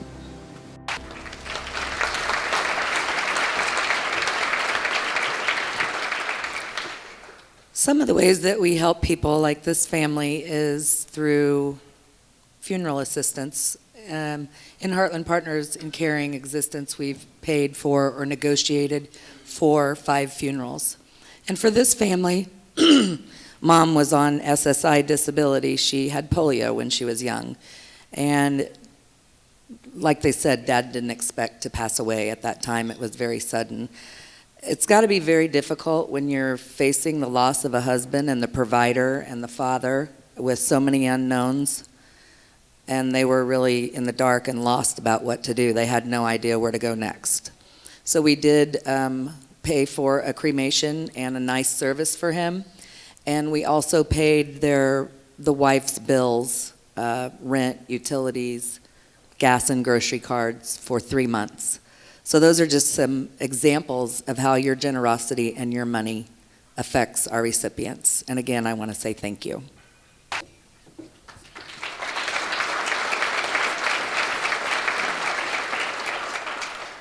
Sometimes we're able to make a difference in a person's life, and we don't even use our money. We use our connections. Pam has been wonderful at connecting us with community resources.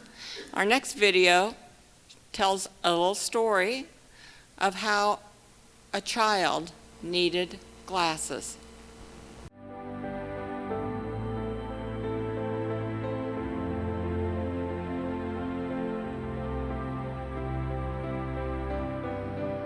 Hello, my name is Stacy, and I would like to say thank you to Heartland Partners in Caring. Earlier this year, during a tough economic time for my family, my son, who has strabismus, an eye condition that requires him to have glasses in order to correct that, needed glasses again. Because of his condition, it's very expensive for us to get those glasses, and the prescriptions as well as frames that he was growing out of was going to be something like $1,000. I didn't have it in the budget, and I didn't know where to go. But thanks to Heartland Partners in Caring and the contacts that they had, they were able to connect us with people who could help. We were able to get Braden's glasses, and without him missing a beat, was able to dance on through life. So thank you again for all that you've done, and thank you for all you will continue to do. It really does make a difference. Thank you.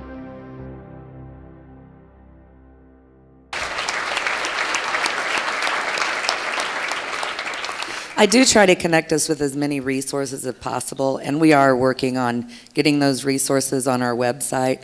But I've been talking with some financial counselors. Obviously, when these folks go through these things, they need a little bit of money help. We've got a dentist on board for people that don't have insurance. They'll do it for Medicare prices, and they'll also take payments. Counselors. So if you ever find yourself in a place, or you know a neighbor or a friend at church that is not affiliated with Keller Williams Cares, please do reach out to me, and we'll try to find other resources available to help. Sorry about that. Our last video today is a video and a story from Stormy and Mark Meyer.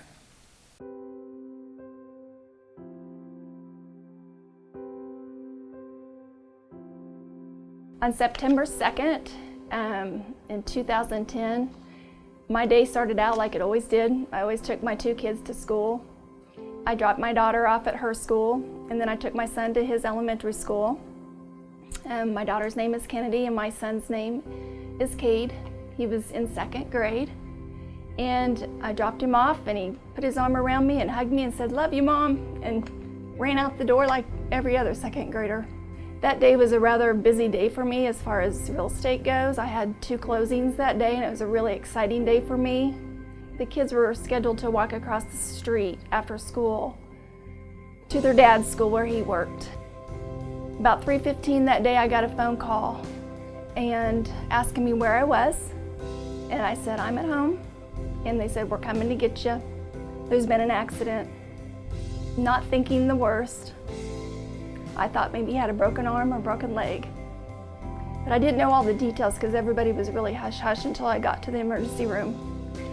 I arrived at the emergency room at the same time that the ambulance arrived with my son and my husband. He was with him. My husband walked in with this horrible ghost-looking face and said that Kate had been run over. Kate had been hit outside of his school by a car, and it instantly threw him and killed him. When I went into the emergency room, the doctors were working on him, and all I could see were his little feet sticking out from underneath the blanket. His eyes were closed, so I never got to see his bright blue eyes again, but his face looked perfect. He wasn't scarred, he wasn't bleeding. All I could think was, "Oh, I'll never get to hear 'I love you, Mom' again." In the weeks to come, after Cade's death, we were receiving tons of beautiful cards and people stopping by to visit us and people donating money. And we as a family decided that we needed to do a greater cause. We needed to do something in Cade's memory to keep him alive in some way. He was such a compassionate, loving little boy. We as a family and a group of friends from Gardner decided to go ahead and create the Cade Meyer celebration run, and it's a 5K and a 10K and a kids fun run in order to be able to create funds to help kids in the Gardner School District continue their education. In the first year, we had such an awesome turnout. We had over 1,000 participants come out to Gardner and do this run. We had almost 200 of those participants were children with big grins and excitement to run that race for Kate. We just completed our 3rd annual Cade Meyer Memorial Run in September, and we are pleased to announce that we have been able to give out $30,000 to 8 different kids that are graduating from Gardner over the last 3 years in scholarship funds. Well, that's awesome. Obviously, during this time of chaos and grief, there's no way I could work. There's no way I could even think about working with a seller or a buyer at this time.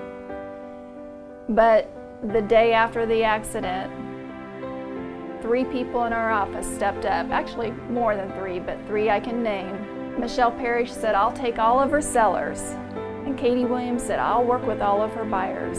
And between those 2 and Judy John stepping up and calling all of my clients and letting them know what had happened, I had the security knowing that I was still going to be able to close the business that I had in the pipeline and know that they were being taken care of by these agents. I definitely want to thank all of the Keller Williams agents, not just in our office in Overland Park, but all the agents in the area that has done so many things to help with not only me surviving as a mom, but participating in the run, sponsoring in the run. I'm so proud to say that our Keller Williams office has been the top sponsor, donator for the Cade Meyer Run over the last 3 years. And that makes me very proud to be part of such an awesome organization that loves their people and takes care of their people in the good times and the bad. If you're a walker or a runner or just like to cheer people on, I definitely want to invite you to come out to our 4th annual Cade Meyer Celebration Run in September of 2014. Or if you would like to make a donation, you're welcome to check out our website. It's at www.cademeyer.com. Keller Williams and Heartland Partners in Caring are agents helping and taking care of agents. And I couldn't be more blessed to be part of such an awesome company like Keller Williams.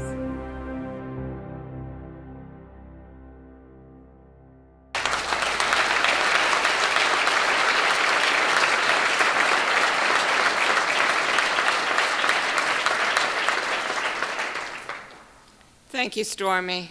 It's not easy to visit that place of pain. And I want to just share with everyone that this was actually the first time that Stormy had told her story.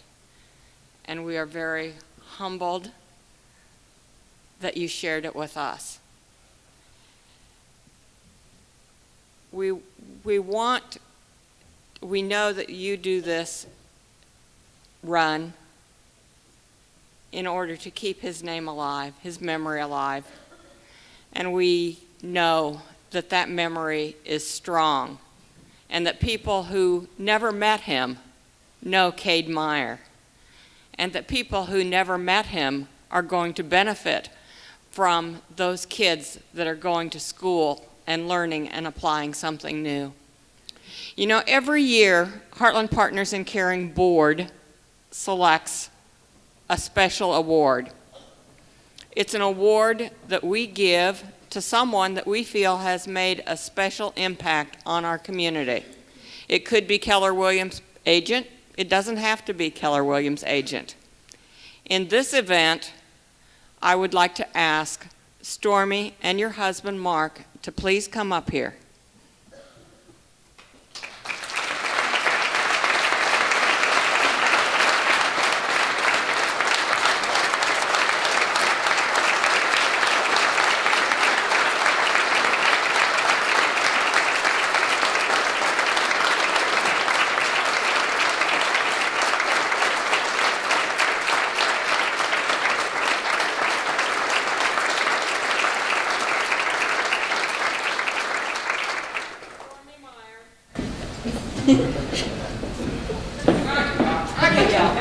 Stormy Meyer is our 2013 Big Heart Award, which reads, Creating a Legacy of Hope in Memory of Cade Meyer.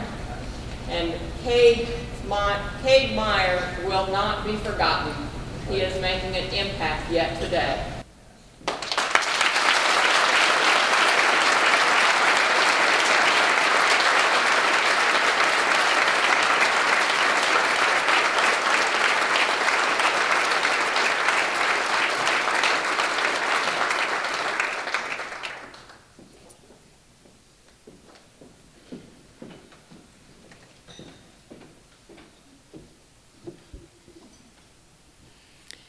Give Stormy a hug after this. Just give her a little hug. Okay. You know, at our pre-breakfast breakfast that we have for our team leaders, Rob Hill shared some really cool things about Heartland Partners in Caring and the impact that it was having in their office. So we asked him to come in and share with you a little bit. So, Rob?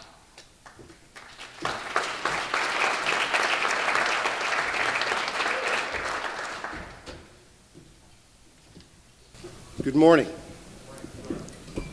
There we go. There's a lot of short people up here. I say that a lot, actually.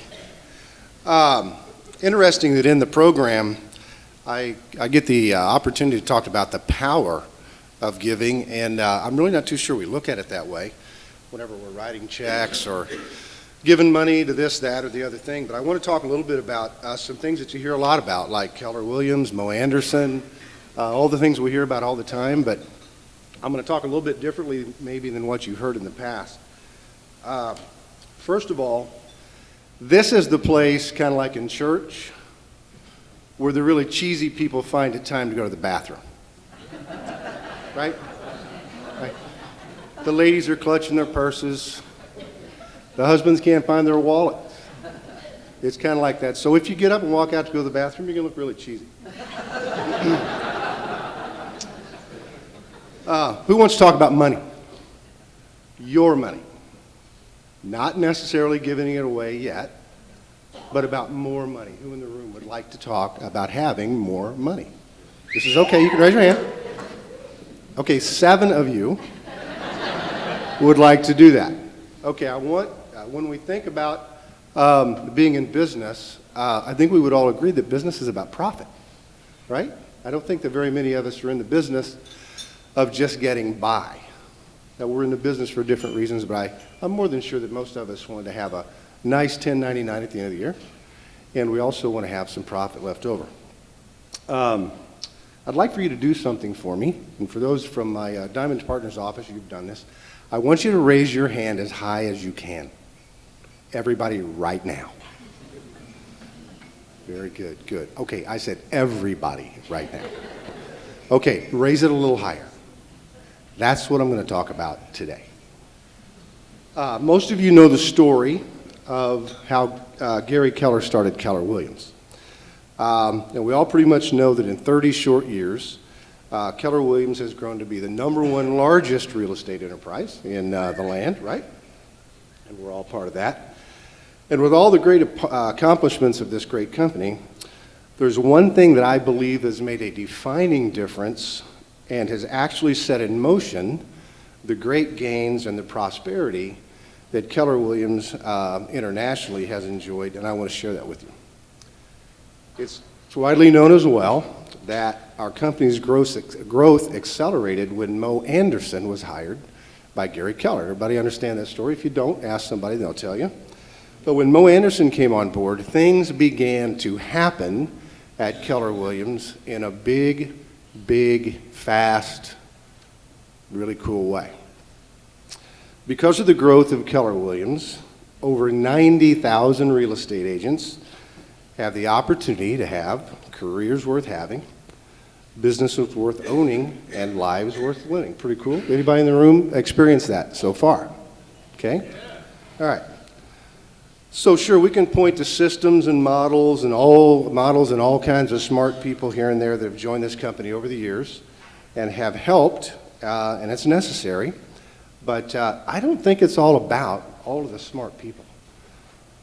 A lot of hard work, a lot of persistence, endurance have also been necessary, as I'm sure you would agree.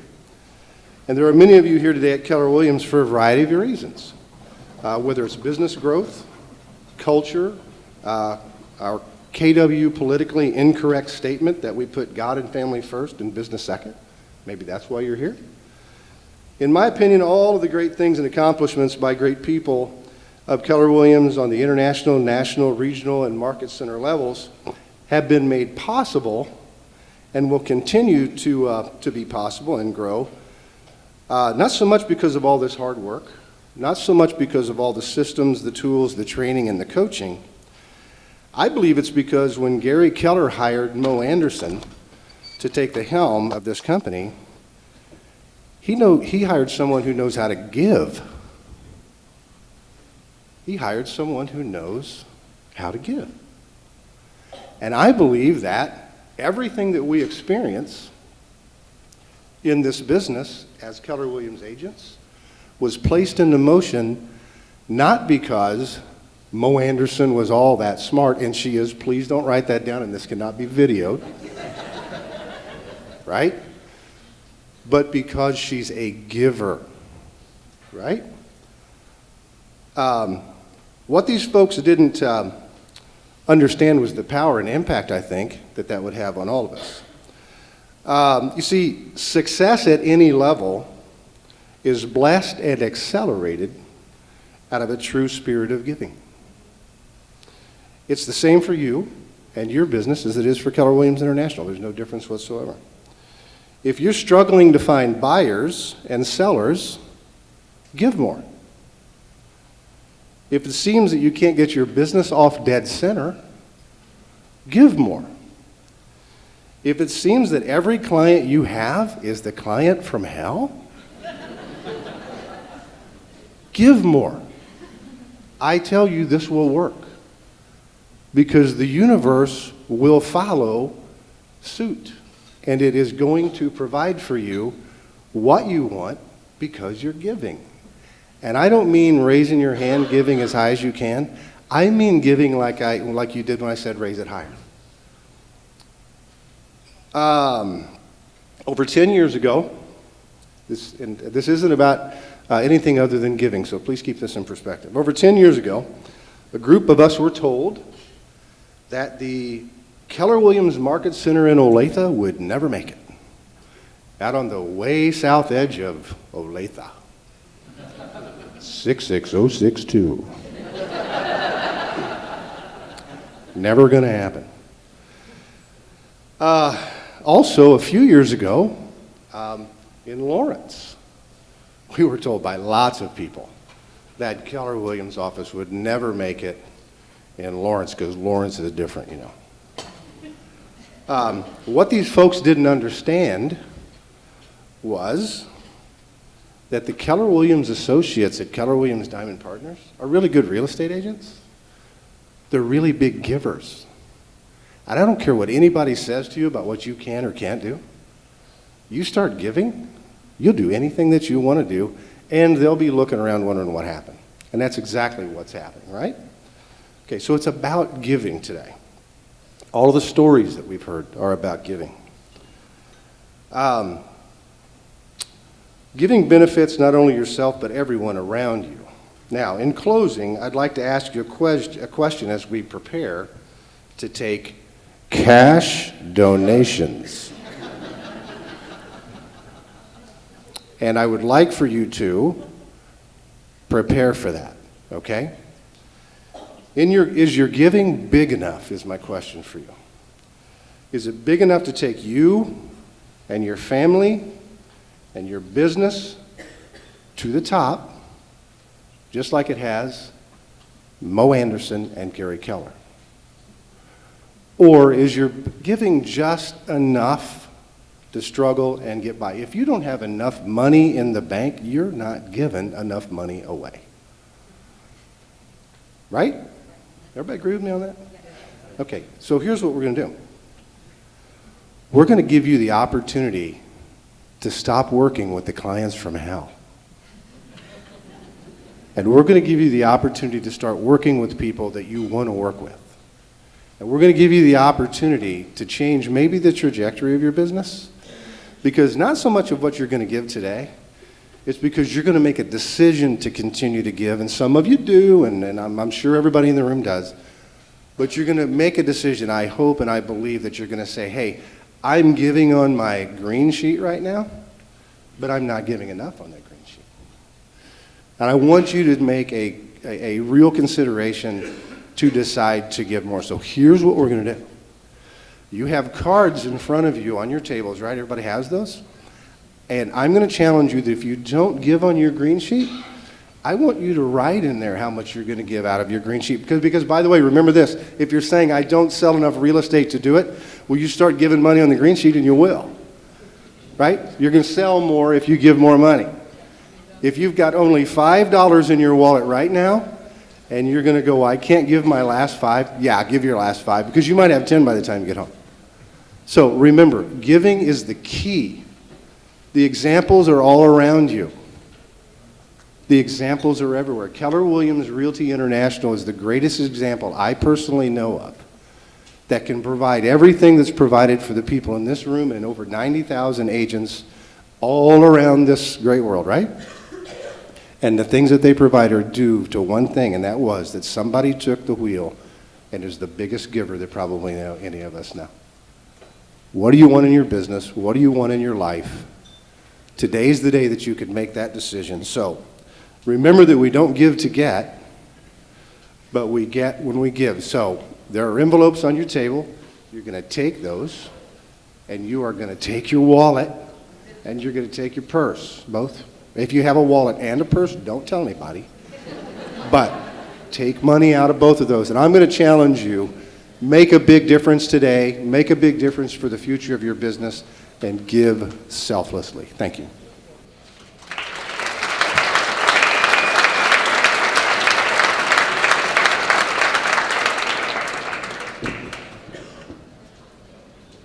Thanks, Rob. We're going to do 2 things now. We're going to have Charity sing, and you all from last year remember how she belts it out. While she sings, we're going to give you the opportunity to do a couple of things. One is to do your little giving card. Another, we know that some of you people may not have bought shirts because you didn't quite get it yet, and you're sitting there thinking, I really want a shirt. We have an opportunity. We've got shirts right here. They're for sale. They're hand printed by Stephanie and her husband. They're virgin shirts. It's the first time that she's done any hand printing of her own. She's always ordered them outside. So this is with the sweat of her own blood and tears and work. She's designed these special shirts, printed them, and she told me she prayed over them. So I'm going to have our board will be circulating, and we'll be picking up your cards. We'll also have other board members here selling shirts. Now, you can, if you want to pay with credit card, we're going to ask you to go where this little device is. If you want to do cash, we can do that. The shirts are $20, $22 for 2X and 3X. And the other thing is that if you are here, you want a shirt, and you just don't have money, because we know people nowadays oftentimes travel without money, it's okay. We can bill you. Before I became a realtor, I was a collector. I will hunt you down. So we have forms you can fill out and get your shirts, and we're just excited to offer this opportunity. Charity, take it away.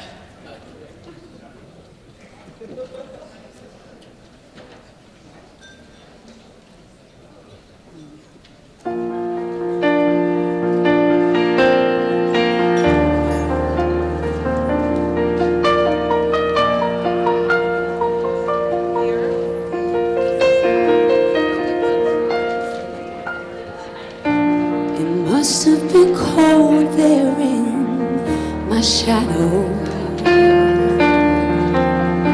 to never have sunlight on your face. You were content to let me shine. That's your way. You always want to set me high. I was the one with all glory, while you were the one with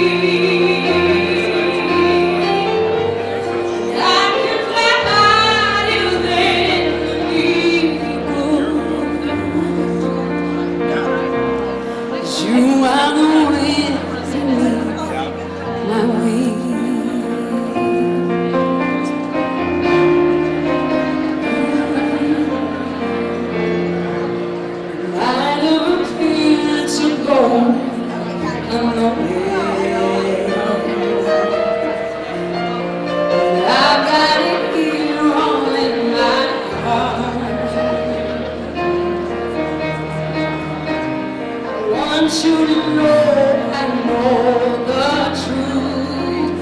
Of course I know. I would be nothing without you. And you were my love and you're my hero. Everything I would like to be. Dark as my eyes and my knees. You are the wind to leave.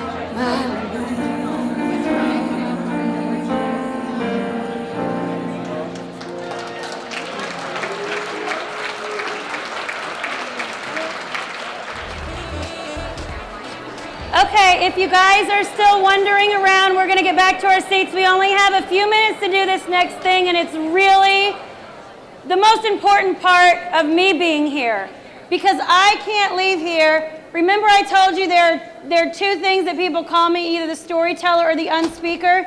Well, I've already been the storyteller in this room, and now it's time for me to be the unspeaker. So if you're out in the hallway, you'll want to come back in. For those that are getting their shirts, they can continue to get their shirts. And we'll give, can somebody like outside over by the door let them know that we're getting ready to start inside again? We're going to try and get you out of here early so you have time to go out there and network. But if we don't do the next part, everything that I've told you about doesn't matter. Okay, so who in this room, I either need you to hold up your shirt or grab one of those posters on the table that says, "What's your legacy?" So hold it up and let me see that you've got one of either one. If you don't have a shirt, you've got a poster. Okay. Is there anybody that doesn't? So we've got them, we're getting them in our hands. Good, okay. This is the part where I get to stop speaking and you're going to now be the definition of hope as I describe it. For me, Jesus was my first hope. That's where it started for me. But really the way that I met him was through somebody sharing their story, and the way that I've captured that is through these shirts. Now, you guys are lucky because we've taken it easy on you. We've only given you this much stuff that you have to write. Normally, people have to fill up an entire piece of paper on the back of their shirt, but we decided to take it a little bit easy on you. Why do you want to do this? Okay, first of all, I want you to go back to when you were in elementary school. And do you remember the last day of school where you wanted to like sign each other's shirts, or when somebody broke their arm and you wanted to write on their cast? Do you remember how like exciting that was? This is a little bit of a different environment where some of you might not be experiencing storms in life.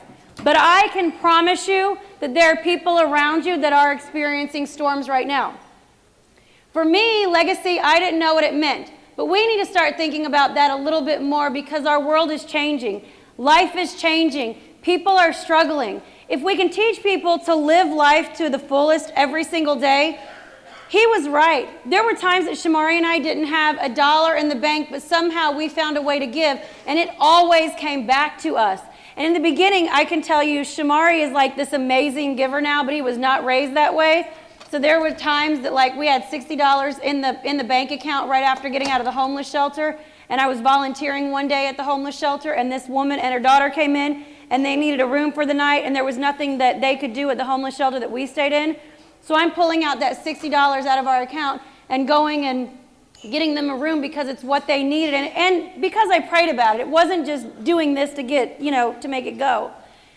And the next day, the family started getting sick and I needed to go get orange juice from the grocery store. And I'm going there and I've got a couple of dollars in my hand and I really know that we need the big one because as a mom, I want to take care of my family. And I'm standing there literally in the freezer line at the grocery store looking back and forth at all these orange juices like I know I need the big one. All I've got is money for this little one. And there's only a couple of times that God has just like really spoke to me, and this was one of those times, and he said, get the big one, and I'm like, okay, that's crazy talk. Again, like, I think God's pretty crazy. That's probably why we get along really well, because I'm definitely that person too. And I got the big one, and I go up to the front, and it was mismarked, so I got it for free. Giving always comes back to you. It never does not come back. Every single time that we've given until the last. What we're getting ready to do now is we're going to take about 5 minutes at your tables, and I want to tell you one thing about these shirts. You're going to write on the back of the shirt whatever it is that your legacy is. The back of my shirt says, I'm creating a legacy of using the storms of my life to help others. That's my legacy. That's what I'm doing every single day. That's what I'm doing on the days that I'm sitting in a McDonald's and the homeless man walks in and I sit there and spend 20 minutes with him and he'll never know my name and I normally remember his name, but you don't know about that. But God and I know about that, and that's me creating a legacy one engaged moment at a time. So we're going to give you a way to do that right now just by wearing a t-shirt. It's kind of that simple. I promise you, people will stop you. I've had people chase me down the streets on Times Square to read my t-shirt because they wanted to know what it said. So they will stop you. The last really big piece of advice that I want to give you is don't be afraid to say the things that nobody else will say. That's how lives are changed. They're not going to be changed by you giving oh, it's okay, it's all right. You can just, the soft answers aren't always the best answers. For Carrie, you can ask her. She doesn't get any soft answers from me. Like, I love hard, and together we love each other hard, and it keeps each other like walking in life. The last time that I talked to Steve, I hadn't talked to him since we bought the house. It had been a long time.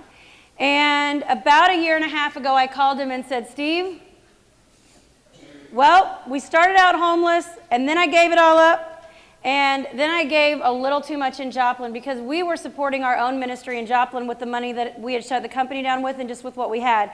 And I gave and I gave and I gave until I didn't have any more, and I didn't have any more to pay to the mortgage company, and we got to the place that we almost lost our house. So I called Steve and I said, I don't know if I'm going to need you. I don't really know what to do. Haven't talked to you in 5-6 years, but I know that something's changing in our life. And Steve said something really important to me. He said, Stephanie, I've seen your emails come across. I know what you've been doing the last few years to a point. I think you know the Bible maybe a little bit better than I do, but I think there's this verse in the Bible that says, a man that doesn't take care of his own house is worse than an unbeliever. Oh, man. My husband thanks you for that advice, by the way, because you can't overgive. Long story short, we did get back on track with our mortgage. Our house is in great standing now. But he said the thing that nobody else would have the nerve to say to me. And we hadn't talked in years. Be willing to say the things to the people that are around you because you don't know how it can help them and impact them. But right now, I'm going to be the unspeaker, and I'm going to turn it over to you. So for about 5 minutes, I want you to either write on the back of your shirt what legacy you're creating, or I want you to write on your piece of paper. And I want you to kind of share it amongst your table with each other. When we get done, after this is over, we're going to pull this banner and we're going to take it out there. And I would love it if you would bring either your paper or your shirt and hold it up so that we can take a picture of it, so that we can show the social media world how Keller Williams, how Heartland Partners in Caring cares about their community and cares about creating a legacy. And we're going to take a picture in front of that banner for you. So the last thing, my legacy, this is it. All day, every day, what I've realized through the trials of my own life is that my life has purpose, my story has a future, and my voice gives hope. It's that simple, guys. It's that simple. For me, it's going out and sitting in the middle of a disaster zone and giving hope to somebody that doesn't have hope. It's Carrie jumping up and going and giving somebody hope in a disaster zone because she'd experienced it before. We're going to give you one more way. There's an envelope on your table that says, top secret, don't open. Okay, now we want you to open it. We do these things around our country called Bam Bam Hope Slams, and a Bam Bam Hope Slam is a random act of kindness, and we've had people do them across our country. But today you're going to do our version of a Hope Slam to honor Cade Meyer.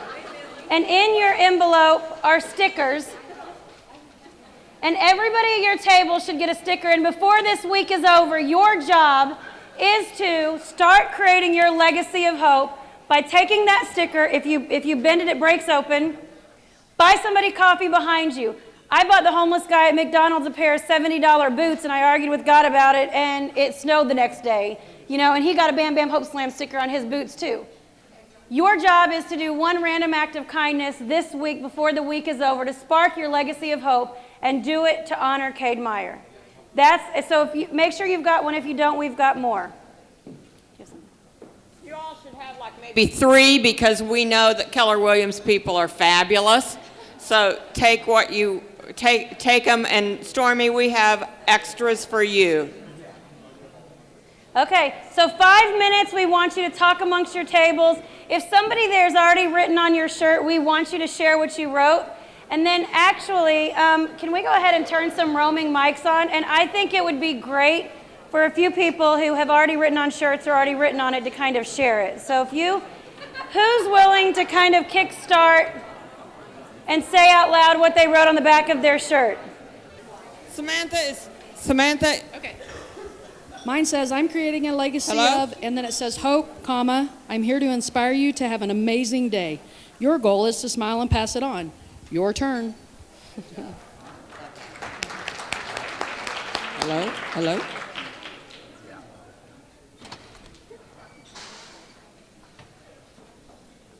Yes.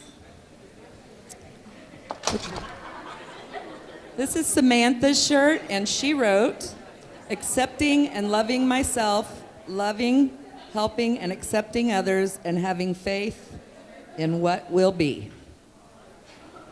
Thank you. Oh. You gonna read yours?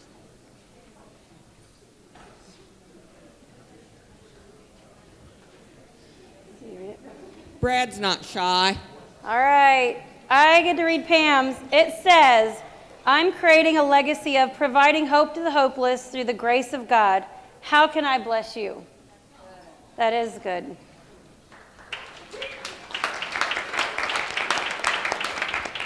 To give the gift of belief in yourself that anything and everything is possible. Woo-hoo. You guys, we have 300 t-shirts, and although I love Keller Williams and I love Heartland Partners in Caring, there's only so many days I can wear them. These would be great for promoting your business as well. So you could write something on the back of there of how you make homeowners' dreams come true. Just kind of help to brand yourself. Anybody else want to share what they wrote? How about some of our vendors?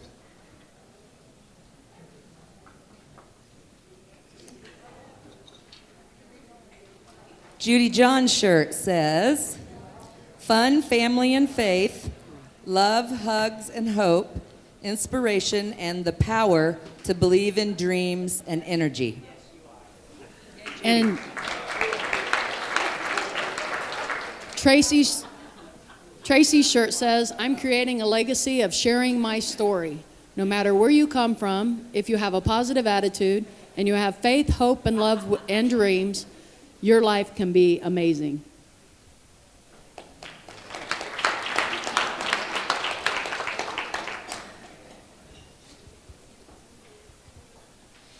Hi, it's Janelle. I wanted to say on mine, you are worthy of being loved. I believe in you. Tap my shoulder if you need a hug today.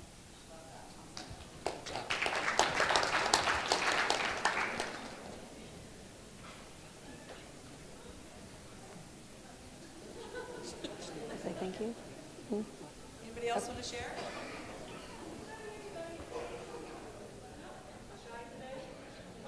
I'm going to have to take you guys down to a disaster zone with me. Steve wants to share. Oh, there goes Steve.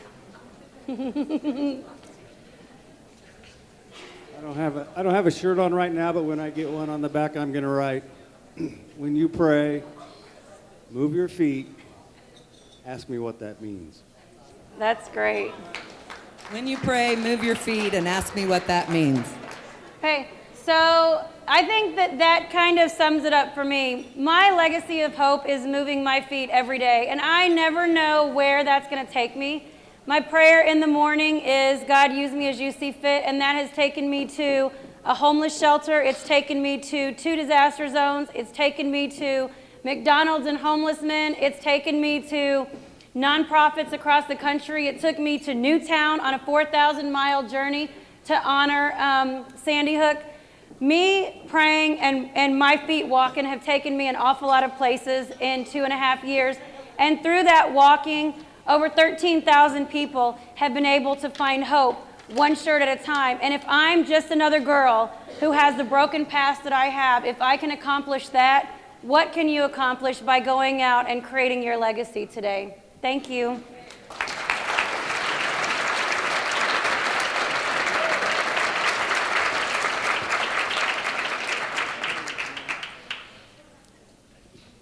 You know, we've got a couple more things that we want to do. We want to recognize our vendors, and then we've got some awards to give away, because we know we all love to celebrate and have awards. So let's recognize first our title sponsor, Chicago Title. Stand up. Will you please stand when your name or your company is called? Chicago Title.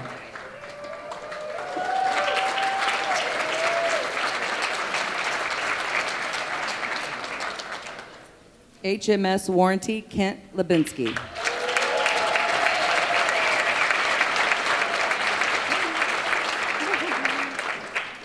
Old Republic Home Warranty, Janelle Anderson.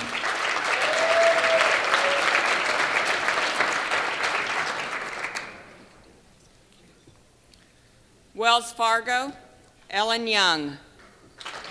And with Northland, David Estes, Lee Summit, Ernest Campbell, and then Johnson County would be Ellen Young. Wells Fargo, are you up? Thank you. Those were our platinum level contributors. Lee will share with you our gold level contributors. Stewart Title, Cindy Hood. Please stand.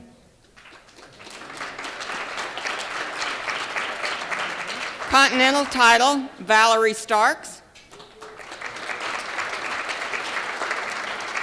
Platinum Title, Margaret Arnold. Cofelt Land Title, Teresa Miller. Metropolitan Mortgage, Rick Woodruff. Whoop, whoop. Country Financial, Stephen Perch. And just to clarify, Country Financial does financial services. Home, health, and life. Am I right, Stephen? Home, health, and life. 12 Fires Soap Company, Elizabeth Gilbert.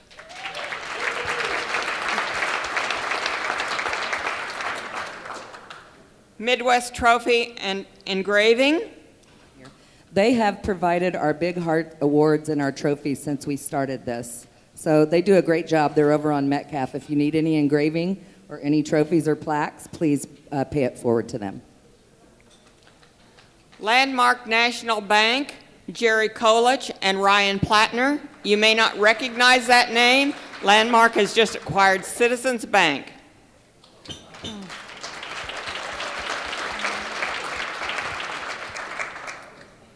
Community America Credit Union, Jason Kepler.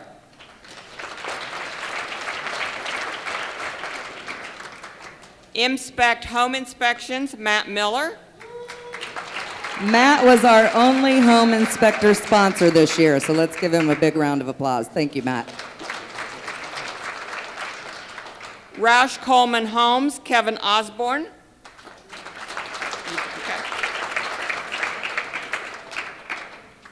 Our silver level contributors are Leader One Mortgage, Darren Copeland.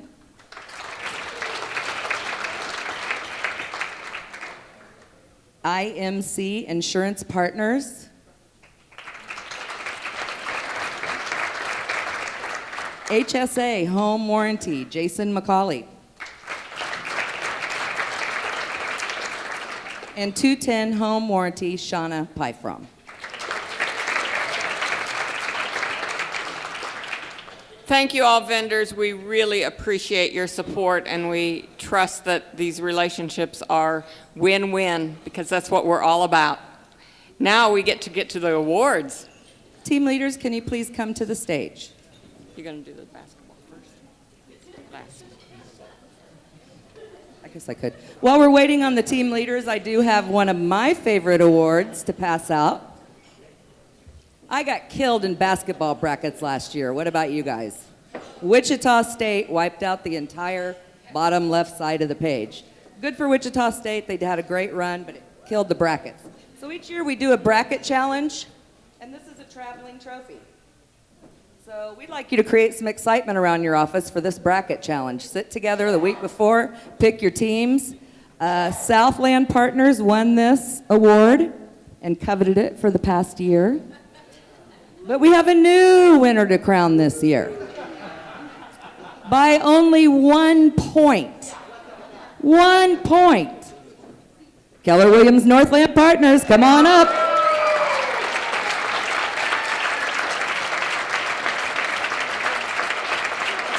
Northland, come on up. You can all come. 2 of you can come. 5 of you can come.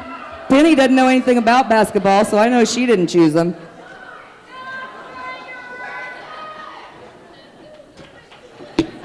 Congratulations.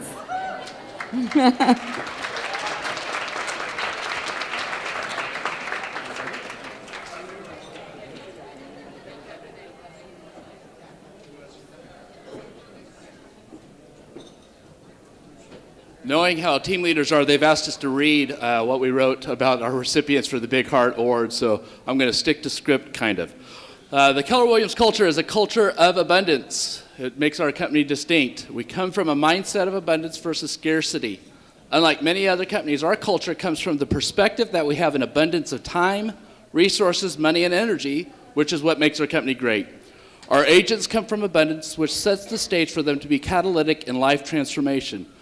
I've heard it said that you could be successful and yet not live a life of significance, yet no one can live a life of significance and not be successful. This year's Big Heart recipient from the Overland Park office has chosen to be significant. This year, Keller Williams Overland Park Big Heart recipient powerfully displays this mindset of abundance. Her leadership in our office influenced us to help a very worthy organization, which was quite inspiring this past Red Day.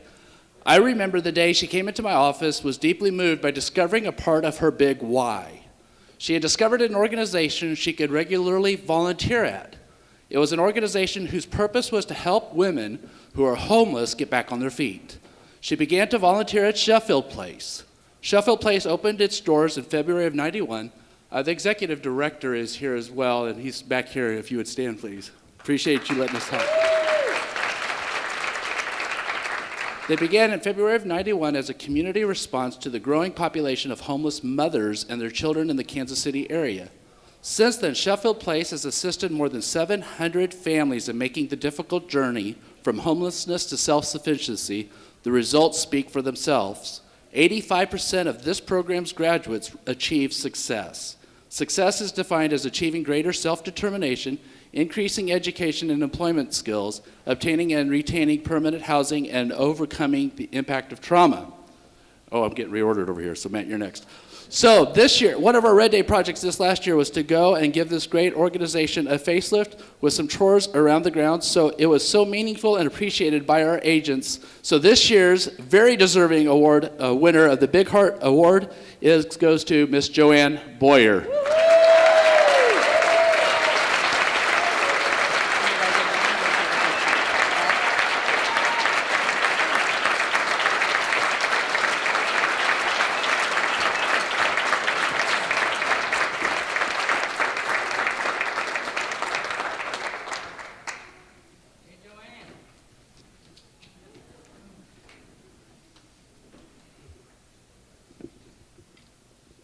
My turn? Okay. Great. Well, the title of this award is really, it's right on, Big Heart. And when you embrace the culture of Keller Williams and let it become a part of who you are, you can't help but feel your heart grow. This year's recipient of the Big Heart Award from Keller Williams Diamond Partners is no exception. Time and time again, this individual steps up without hesitation to assist, guide, and mentor. They stepped in to take care of agents' businesses so that agent can then disconnect, recharge, take care of family, which we value, and go on vacation. If a new agent gets a sign call in town in an area that they're not familiar with, this individual stands up and says, "You're not heading into that part of town alone. I'm coming with you." They drop whatever they're doing and they make sure they're safe. When an agent is standing at the door of a property and their e-key just happens to not be working, and I get the panic call what to do, this individual will and has turned around, gone back in the opposite direction to come and save the day. The individual is definitely one whom you want to bring into the foxhole with you. He's as big in stature as is his heart. This year's Big Heart Award recipient for Keller Williams Diamond Partners is our own gentle giant, Matt Braswell.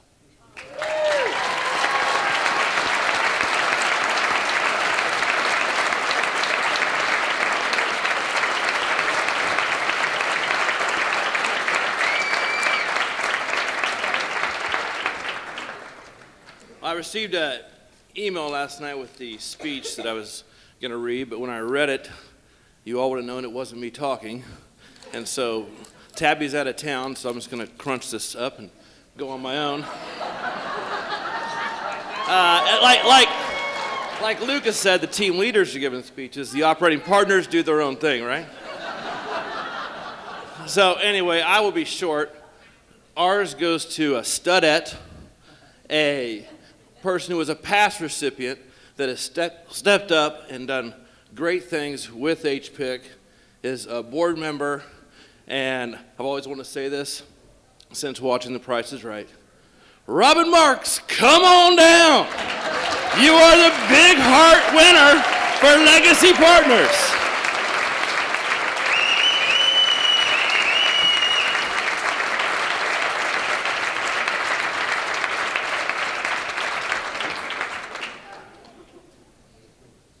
Hey, Dave, my note says read Tabby's speech. Our Big Heart recipient at Lee Summit is a teacher at heart. What's really cool about her is her compassion and her empathy, matched only by her high standards, her ethics, and her integrity. She aspires to teach more classes one day and be a coach. In fact, she wants to be a MAPS coach. She's always doing the right thing. She's a good model for the Y4C2Ts. She emanates culture both inside the market center and outside to the world. And probably one of the most endearing things about her is her southern accent. Llama, by the way. Our Big Heart winner is a person who cares so much about others as a leader. She's the one that puts down the ladder first for other folks to climb. She offers a hand to help lift them up, and she helps them every step of the way. I'm very proud to be in business with, and as a market senator to represent this reward to my Linda. My Linda Schwartz.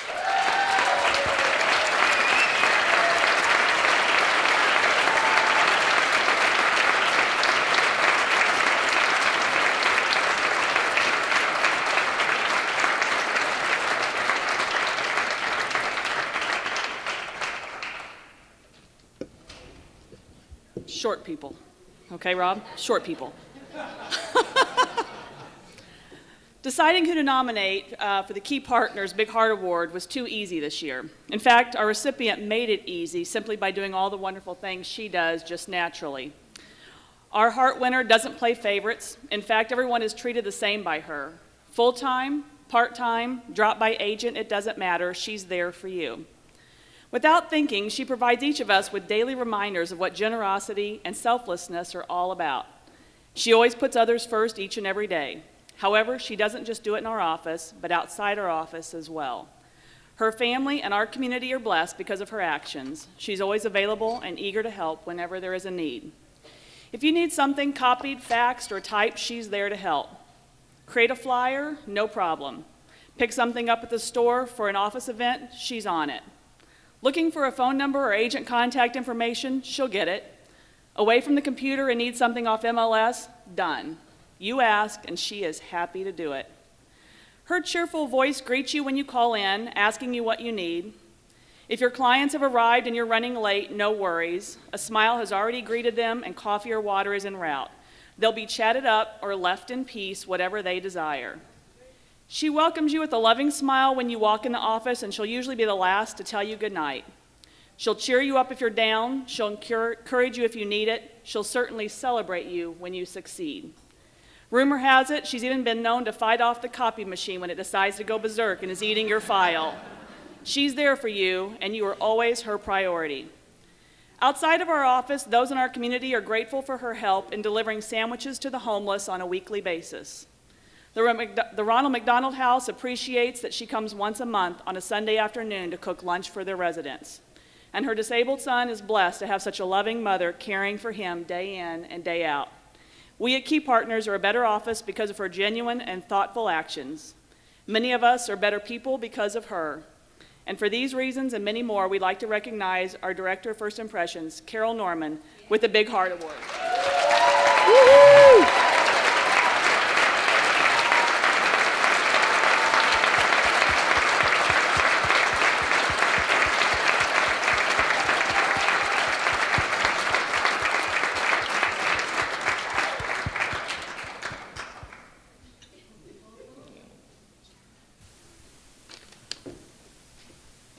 Well, first of all, I'd like to start out by thanking all of the agents, the core agents, the ALC, and the staff in the Market Center for their trust, support, buy-in, and acceptance over the last year.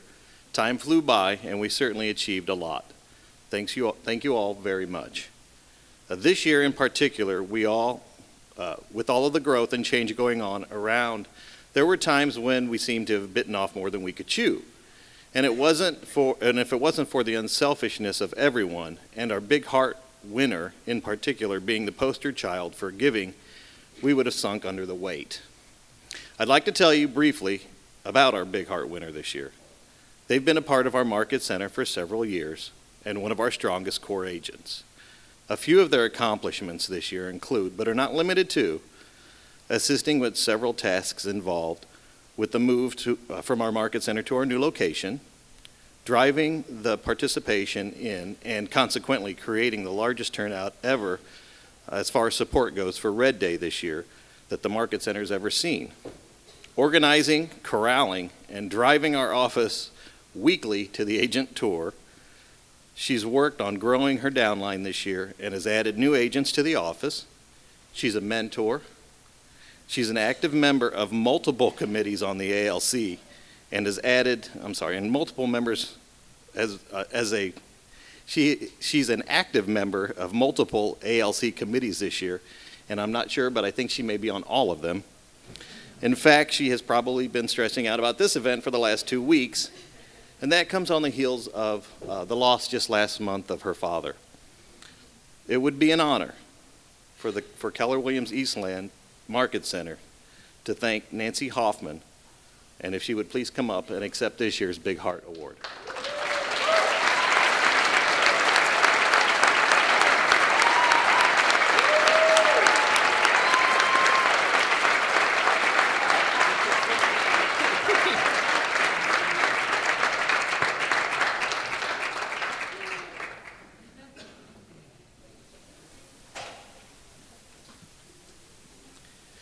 Okay, they saved the best Market Center for last. My job wasn't as easy to pick out somebody because I'm surrounded by 75 big hearts. So this was difficult. And I want to go on record and say that this should not be the last thing of the day because they put us through all this emotional stuff and then expect us to get up here. It's not cool. This person that I have chosen for the Big Heart Award this year is one of the most genuine and giving people I've ever met. Her true love for people is infectious. She wears many hats. She's a mom to 2 beautiful kids for whom she would do anything for. She's a wife who has taken incredible care of her husband in sickness and in health. I would have kicked him out a long time ago. She is a sister and a daughter. She's an agent who will fight to the death for her clients. It wouldn't surprise me at all if she called me one day and told me she found out where the CEO of the bank lived, knocked on his door, and told him to get up off his butt and to help her clients. She's a friend who always has an ear available and a glass of wine poured if necessary. She is a leader with a servant heart. If she hears of anyone needs anything, she's on it. Finding out what fundraiser needs to be done or coordinating who's cooking meals or whatever it takes, nothing gets by this woman. This year, she served on the ALC, she's chaired the KW Cares Committee, and represented our office on the HPIC board. Her beautiful heart is never ending, and for that reason, I've chosen Terry Gilgoy.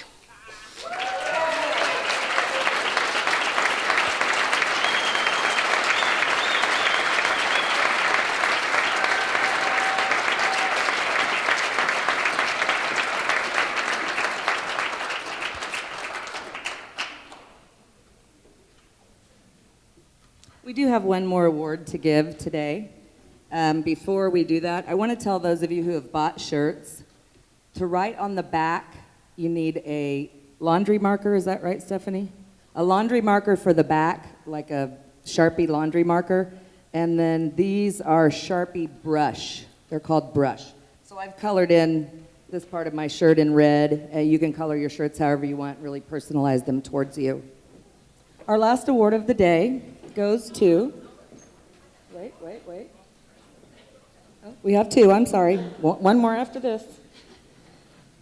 Each year we recognize an office who's experienced a lot of growth for Heartland Partners in Caring and has just really stepped up to the plate and upped their donations so much that it was glaringly obvious that this office was doing something special within their culture. We call this the Pay It Forward Partnership Award. Last year it was awarded to Olathe. And the award is in recognition of outstanding support, culture, and contributions to Heartland Partners in Caring. This office has raised their donations by almost 60% this year. 60.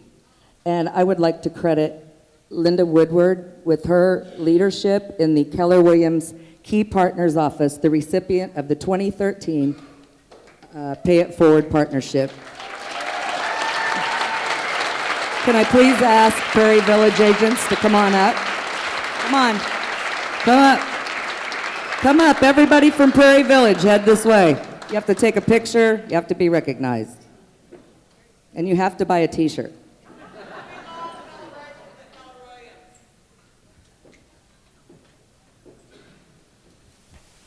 Okay. Pam didn't know about this award. I sneaked it in. Sometimes I'm guilty of that. But you know, big hearts don't always come in big bodies. Sometimes they're little bodies. And we have a little body who has touched our hearts. Larry Keyser, where are you?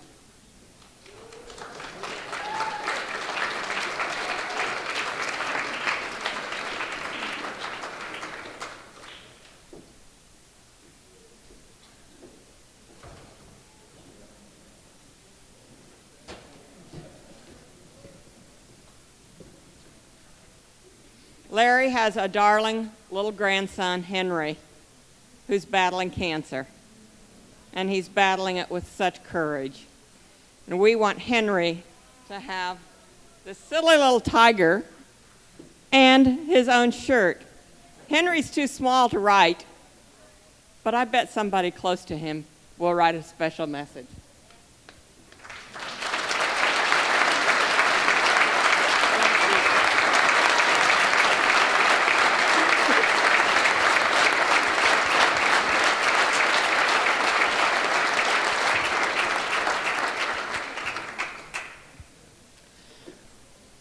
We made it through. We have Charity coming up to close us out and celebrate. Thank you so much for coming.